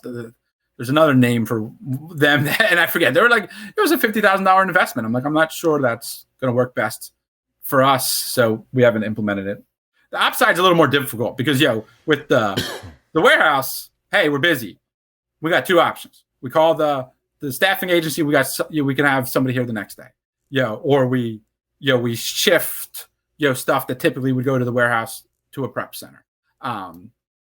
It's still challenging, the fact that it takes time, because you can't just turn it off. But hey, if 15,000 units were ordered, not delivered, they're still coming. So that's why we try to monitor it real time so that we can make the shift on time. But yeah, the operation side is a little more difficult of, trying to manage the ebbs and flows with the business. And, again, I do really rely on my VPs. All of our departments really have VPs that run them, and I rely on them to tell me, hey, we need more staff. We need another VA. We need a part-time help. We need a full-time help. And, and then we start ramping up for it.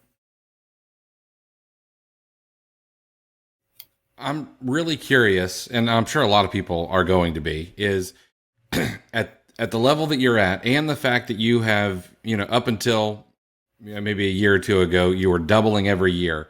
How the heck do you manage that kind of cash flow? And I'm sure it's not easy, but are there any tips that you could give people? But that's a very good question. And one, I have a cheat code. I sold college textbooks in early 2000s. So I have daily payouts. So I have an unfair advantage that other people just can't get. So, I mean, I don't know how people do it, to be honest, of, the 2-week payouts. Like I tap my button every 24 hours, get me my cash. So that helps. And it is an unfair advantage that I have. Outside of that, we've used Amazon loans. We've taken loans with banks. And, the big tip that I would say is, when you don't need, you need to be planning of what money you think you need, and you need to be asking for it when you don't need it. Because when you go to a bank and you have all your money tied up in inventory, and it's like, I need money. Yeah, I need a line of credit or a loan so that I can purchase more inventory. They're going to say, nope, you got no money. We're not going to give it to you. So, especially at any level of scale. So, and when we first got a line of credit, it was like under 100,000, and it wasn't that big of a deal. Like, it wasn't that hard. Then I said, hey, look, especially because we tend to do 50% of our business, or 40%. I say 40% of our business in Q4. So like, that's hard to manage that cash flow. So I'm like, okay, you gave me 80 grand or 90 grand. Hey, I want to bump it up to 350. They're like, we're not going to do that. Like, you have no money. I'm like, what do you mean I got no money? I got all this inventory. But I can't liquidate that. You need to have money. I'm like, okay, I'll reach out in January when I have money, because I'm not cash flush right now. I'll make it work this year. And the next year I reach out, and, they're like, so that I went through the hoops with them, and it didn't work. And then I was like, I essentially went bank shopping. I went to 5 different banks and begged for money. I was like, who's going to give me money that can give me a line of credit that will allow me to grow my business? I'm like, look, we have very successful financial statements. We've reported a profit. We've doubled our revenues every year. What do you need from me? It took a lot of striking out. Eventually I found one that gave me, I think, 350 or 400,000 to start. And that really helped, and then that guy the banker there left another company. He's like, hey, do you want to come to my new bank? And it's like, we'll double your line of credit. So, you want to, 750K line of credit? Come with us. So I went there. So it was, again, like anything, it was a lot of work. Like if I just gave up when the first guy said no, I would have had a hard time hard time building. But when they said no, I just kept trying to find a way. Similarly with the wholesale side, everybody asked for a damn reference. I'm like, well, how am I going to give you a reference if you won't give me credit? So, just started, especially because I used to do a lot of seasonal, do some Halloween, and whatnot. And they do seasonal dating, like, buy the inventory in July and pay for it in November. But, they wouldn't give me any credit. And I'm like, well, how can I give you credit? So I just, I started essentially, again, begging people, what do I need to do to get credit? And I would go to the suppliers and say, look, I will pay you the next freaking day. I don't care. Just give me credit so I can use you as a reference. And eventually got some people that I had references that I wasn't even really using for credit, but using for a credit reference. So then I could get, get real credit. And then I could, springboard that real credit into, real terms where, I had points where when we were heavy in Halloween, we'd have 500,000, 750,000 in, outstanding credit, that we didn't have to pay because, again, you just had to work the system, and I had to push hard and push the limits. I had to give, bank statements, tax returns. I don't know how many people I've given my damn tax return to get them to give me money, but it's like, what do you need me to do so that I can get the money? So it's a lot of work, and it does require planning because, again, it doesn't happen. You ask for it when you need it, they won't give it to you. You need to wait until you're cash flush and ask for money. They're not too cash flush because the one time the bank told me, we have too much cash. You have no inventory. I'm like, no shit. You told last time I asked you, you said I have too much inventory, no cash. So I'm now telling you when I sold all my inventory. Well, you have no business. You have no. So it really was a pain. And the big thing from the banks that I've seen is it's much easier with the smaller, community type banks that will want to work with you. The regional and the larger banks, they don't want to deal with the Amazon seller. Even at our scale, like, 25 million, they're like, and I guess, I was probably talking to them more like 8 million and stuff. And it's like nothing. And I couldn't get anybody to do anything. And, similar with the credit cards, you just have to, try to get those limits up when you're not utilizing them, right? Because if you have your utilization high because you're in peak season and you're trying to get, your credit limit raised, they're going to be like, you're maxed out. Like, well, I can't give you more. But if you try and say, hey, when you're not utilizing it, and really you got to do it like January or February, because the next thing, what happens to me, and Cap One, I think I mentioned earlier, is I got them up to 750K. And then next, it's down to like 500 or 400. I'm like, why are you doing that? They're like, well, you're not utilizing it. I'm like, well, yeah, no shit. I told you I'm a seasonal business. I'll be on it soon. They're like, okay, well, we'll start to move it up then. I'm like, that's not going to help me. I need it then, and it's hard, but you do have to sort of put in the work and put some time into managing all of it versus being too reactionary, because then next you don't have the money to take it to the next level. Interesting. Yeah, I'm getting an idea. Maybe Amazon got their theory on the low inventory fees based on bank lending underwriting. Yeah, exactly. there's one sweet spot, and you're pretty much never going to hit it. Yeah. So essentially January, especially when I was, consistently trying to increase these things, was my, time to sign up for. Well, once I paid off all the December bills, and the purchasing, the ramping up of the inventory that happened in December, and you still got good sales, but the inventory purchase is down, especially because I usually take the week. I take 1 week off, usually 1 week or two off after Christmas, and I don't focus on purchasing the inventory a lot of early January. And we're riding the wave of all this cheap inventory bought in December. Credit card bills are low, and that's when we push to get limits raised and whatnot. You wait too much later, they have another excuse, and they still may have excuses, but that seemed to be the sweet spot for us of trying to get increases. Yeah, I was curious about bottlenecks in the business. What you've ones that you've overcome and ones that you're still working on overcoming. Yeah. Okay. Good. One of the key bottlenecks is just from an OA perspective, getting orders in, right? Like, you find all this great product, but they don't want to sell you the product, and how you get around that, or how you convince them to sell to you, and whatnot. So, obviously having some list buyers is one way we've sort of got through that bottleneck of things. Trying to think of other stuff, from a wholesale perspective, our bottleneck of just getting accounts has been, a bottleneck, and really just, we shifted from our hiring approach. We now hire salespeople. We hire salespeople and say, go get us accounts. It's like, well, why are you looking for salespeople? You're just purchasing inventory. Well, yeah, I'm trying to purchase inventory, but these guys don't want to sell to us. So, go sell our company and why they need to partner with us to give us the inventory, because, that wholesale supplier, that when I send an email and say, hey, I want to buy, product from you, and they say, sure, here's the list. And, they're not going to be any good. I need the one that's going to tell me no 10 times. And then eventually I convince them to yes, they're the ones that are going to make me money. So we've shifted that a little bit. And, again, I've mentioned in the past, the warehouse prep, we used to just be, okay, we got a prep center, we'll utilize it for, cost savings on tax purchases. And then eventually it was like, hey, this is actually a good way to alleviate bottlenecks in, our prep. If we're, too heavy, and too behind or getting behind, we shifted there. And in particular, that's where we put the operations reporting side to be monitoring it more real time, and not only monitoring where they are with their current output, but hey, what's in the pipeline, so that we can, instead of getting that bottleneck and then switching, we see the incoming bottleneck is coming. So we shift, the prep to the prep center to avoid, the bottleneck. Of course, obviously we could drown the prep center and still get a little bit of a bottleneck, but the prep center, has some ability to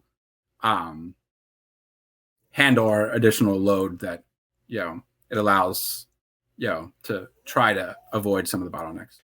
So we're almost 2 hours in, and I wanted to get to account health and all these other things, but I also know that we've all got things to do. Yep. So I got just a few questions that I kind of want to end with.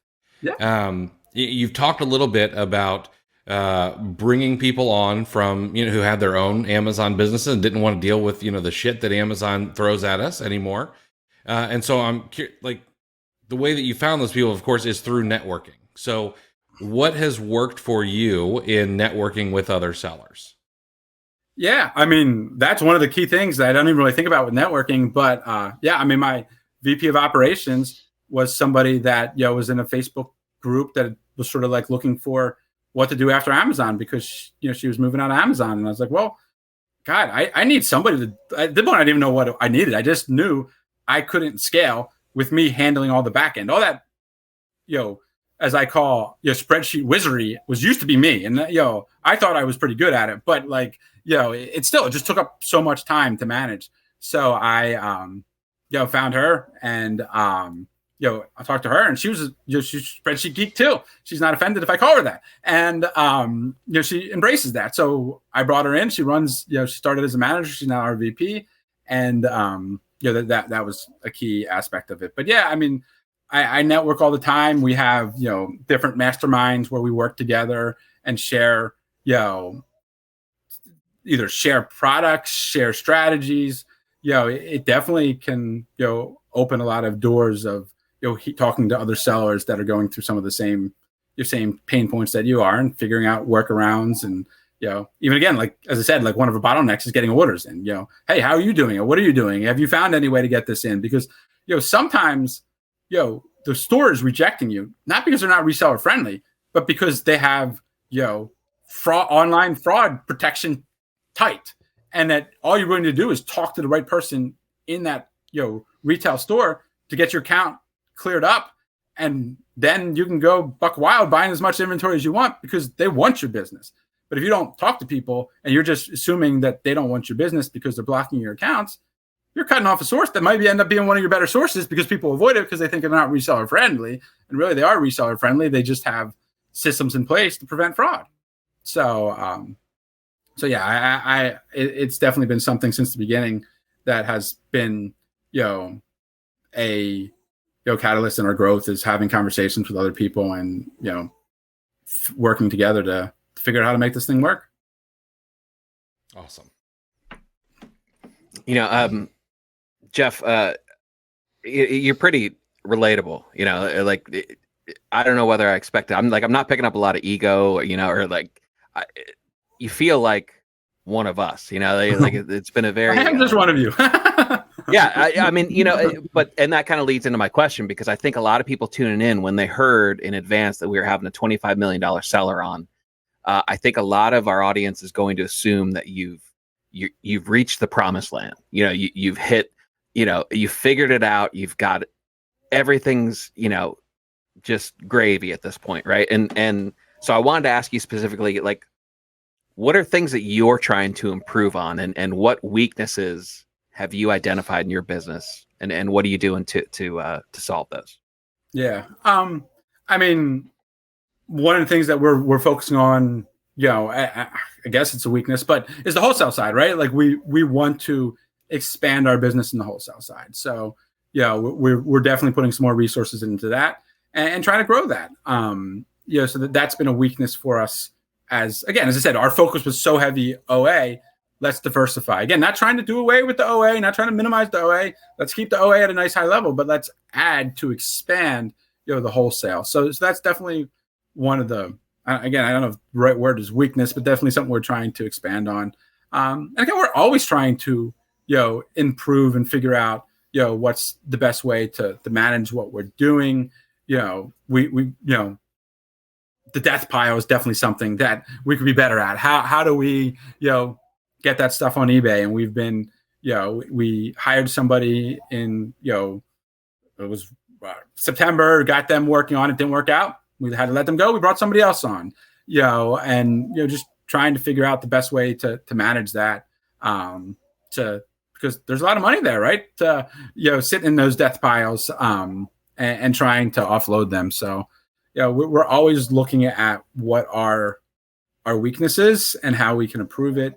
I have a leadership team, that's made up of, 3 VPs. We meet, frequently discussing your high level strategies and what we need to do, so that we can, keep making this work, keep, growing the business and keep making this a viable business, because it's not easy. It really isn't. Like, you can't rest on your laurels and say, okay, I made boatloads of money in Sears. I'm just going to, and Sears is a very good example of one you don't want to rest your laurels on, but you have to be building the systems in place that will work beyond a given source, because those sources, especially with, OA, can dry up quickly.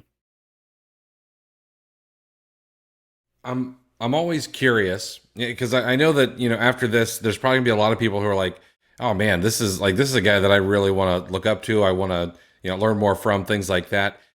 I'm always curious about, those people who are mentors in the space or in any business. Who are their mentors or who are their role models?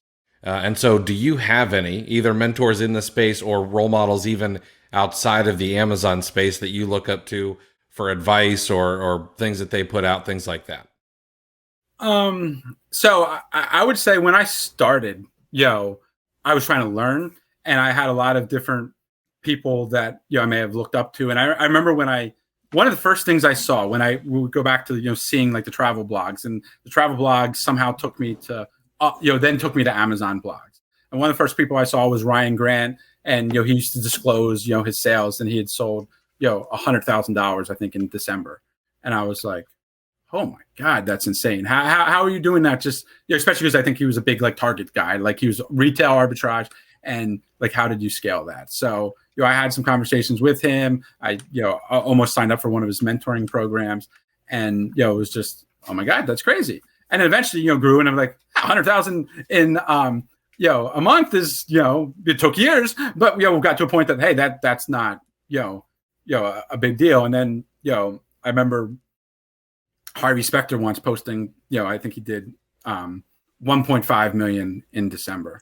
And That's a name I haven't heard in a while. Yeah. I'm not sure what he's doing nowadays, but that was just insane to me at that point in time. And at that point, I think I'd done 125 in December, and I was like, hey, I'm at Ryan Grant level. I'm getting there.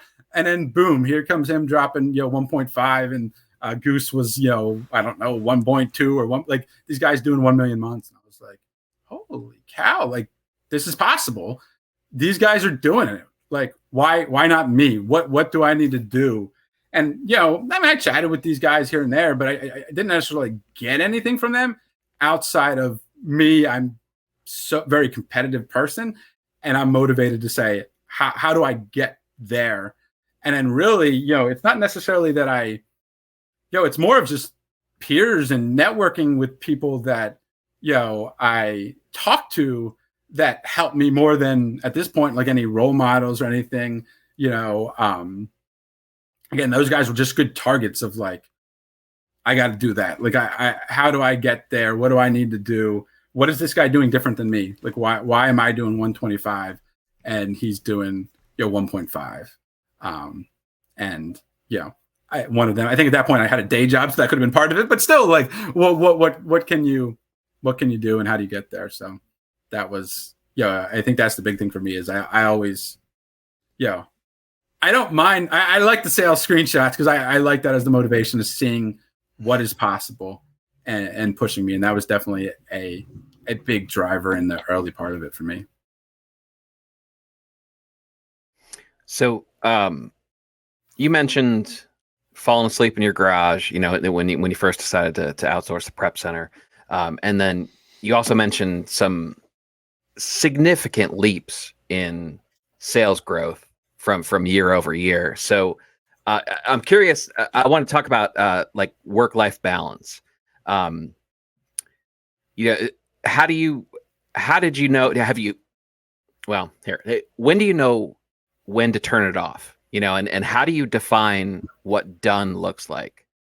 Are you just, because it's so easy, I think, especially people who are trying to grow and grow, it's so easy to just sit here and grind all day, and then next thing you know, you're falling asleep at your desk or you're falling asleep in your garage because you're prepping stuff. Like, how do you define, how do you balance work and life, and how did you define what done looks like? Yeah, no, that's a good question. From a work-life balance, it is, it is difficult to turn it off. It really is. And I don't really turn it off. I try, but there is some periods I'll get into it. But when I started, there was no option, right? I left my house usually before 8 o'clock, and I got home close to 6, 7 o'clock. I ate dinner. I always put my two boys to bed.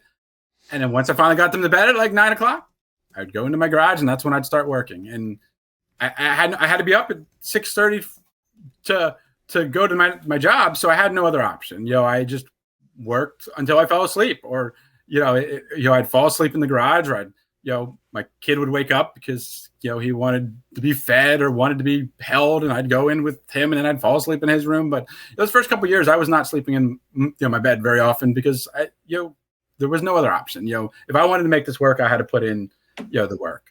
And, when I started, I said my wife was 9 months pregnant. So when we started, she shortly went on maternity leave. She never went back to work. Like, I was able to essentially retire her. Her choice, I always said, hey, you went to school for 8 years for what you do. You're welcome to do it. But if you want to stay home with the kids, you're not getting this time back. I got a good job, and we're figuring out this Amazon thing. So, and then after that, eventually 2 years of hard grinding, I finally made the leap and said, okay, I'm going full time.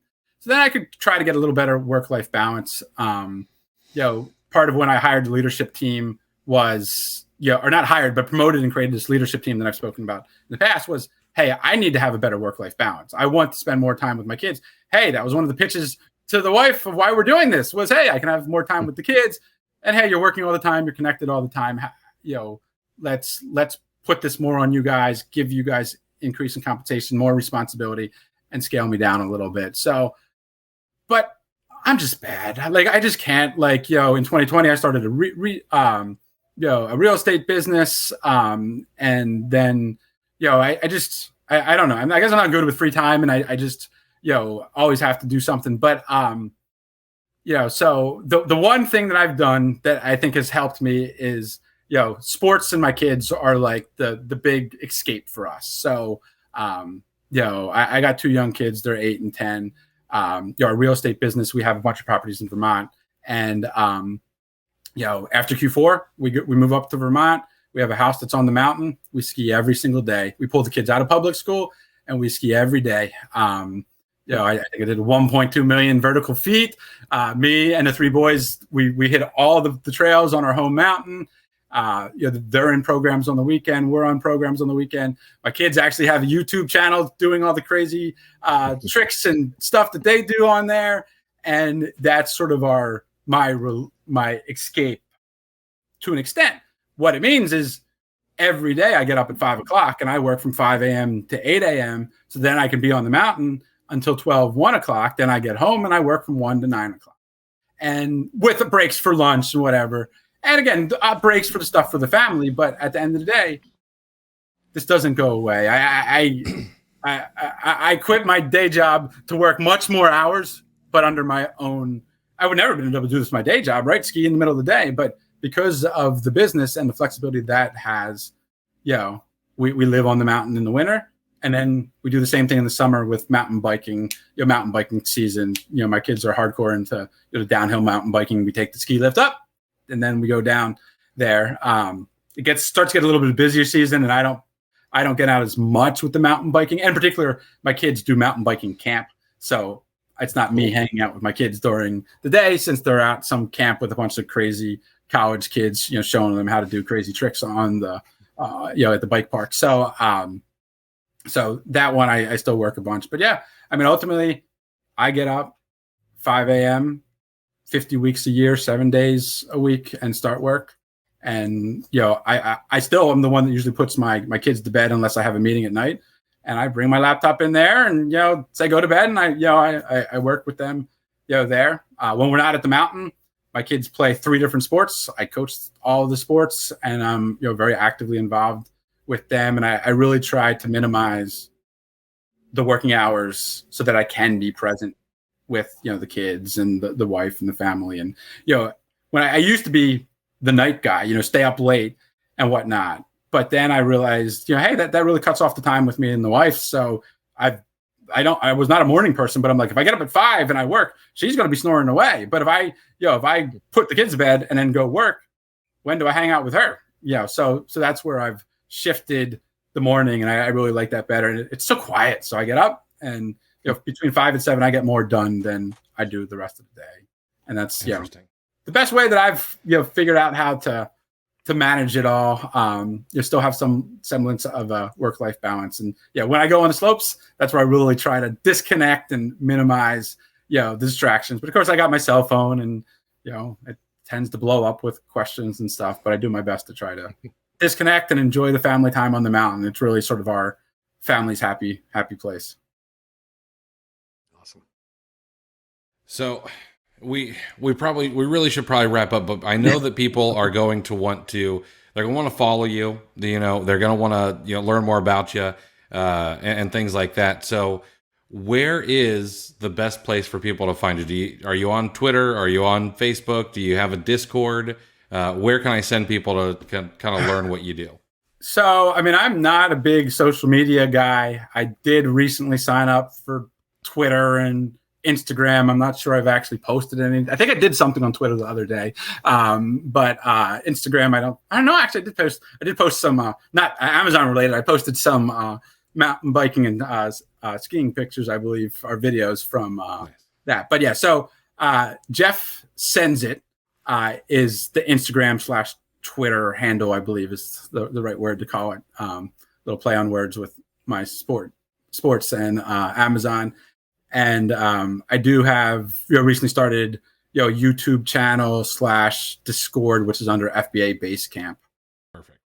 I'm going to go ahead. I'm going to make sure that those are all linked below in the show notes, so everyone can follow you and join your Discord and things like that. I know I signed up for your Discord just the other day, and it's free. Did you do that on purpose, or was that an accident? You just mispriced it? I didn't know what I was doing because I'm old. No, I mean, at this point, we do have, it's just a free area to discuss. We plan to sort of, as we grow it, we're going to lock down channels for, different higher level sellers, not make it paid per se, but just, hey, this is a private channel that, hey, you got to sort of verify some sales to join, to have some higher level conversations. But right now we're putting out some content, and it's free and meant to be free. Beautiful. Well, guys, make sure to go and join the Discord. It's going to be a great place. Make sure to check out all the social media, including YouTube. Jeff, I really appreciate you, man.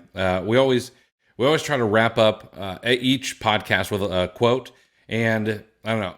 I didn't have a great one because I didn't know how this was going to go, but I sort of think this fits just because a lot of what this comes down to, in my opinion, from this podcast is this business isn't necessarily incredibly difficult. We buy low, we sell high, we do our best to lower our cost of goods, but you got to put your head down and put in the work. And Naval Ravikant says you make your own luck if you stay at it long enough.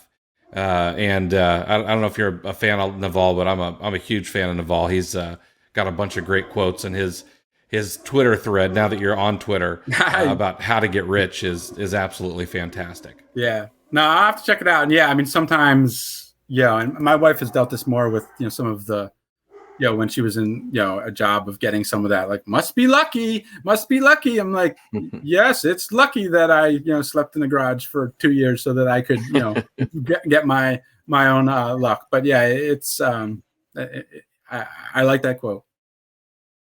Well, Jeff, I really appreciate you, man. Thanks for being here and hanging out with us for over 2 hours. Guys, all the notes are going to be in the show notes below. Make sure to go and follow Jeff on Twitter, follow him on YouTube, and join their Discord. There's going to be a ton of valuable stuff in there for you guys. And one last time, man, thank you so much. I really appreciate you taking the time to do this. Yeah, thanks for having me. It's been fun, guys. Absolutely. All right, we'll see you guys in the next episode. Thanks for listening to Clear the Shelf with Chris and Chris. If you enjoyed this episode, please take a screenshot on your phone and share it to Facebook, Instagram, or your favorite FBA group, and be sure to tag me and let me know why you liked it and what you'd like to hear more from us in the future. Also, I'd like to give you some free gifts for listening. Head over to rabbittrailchallenge.com and repricerchallenge.com for some free courses to further your business. Thanks for listening.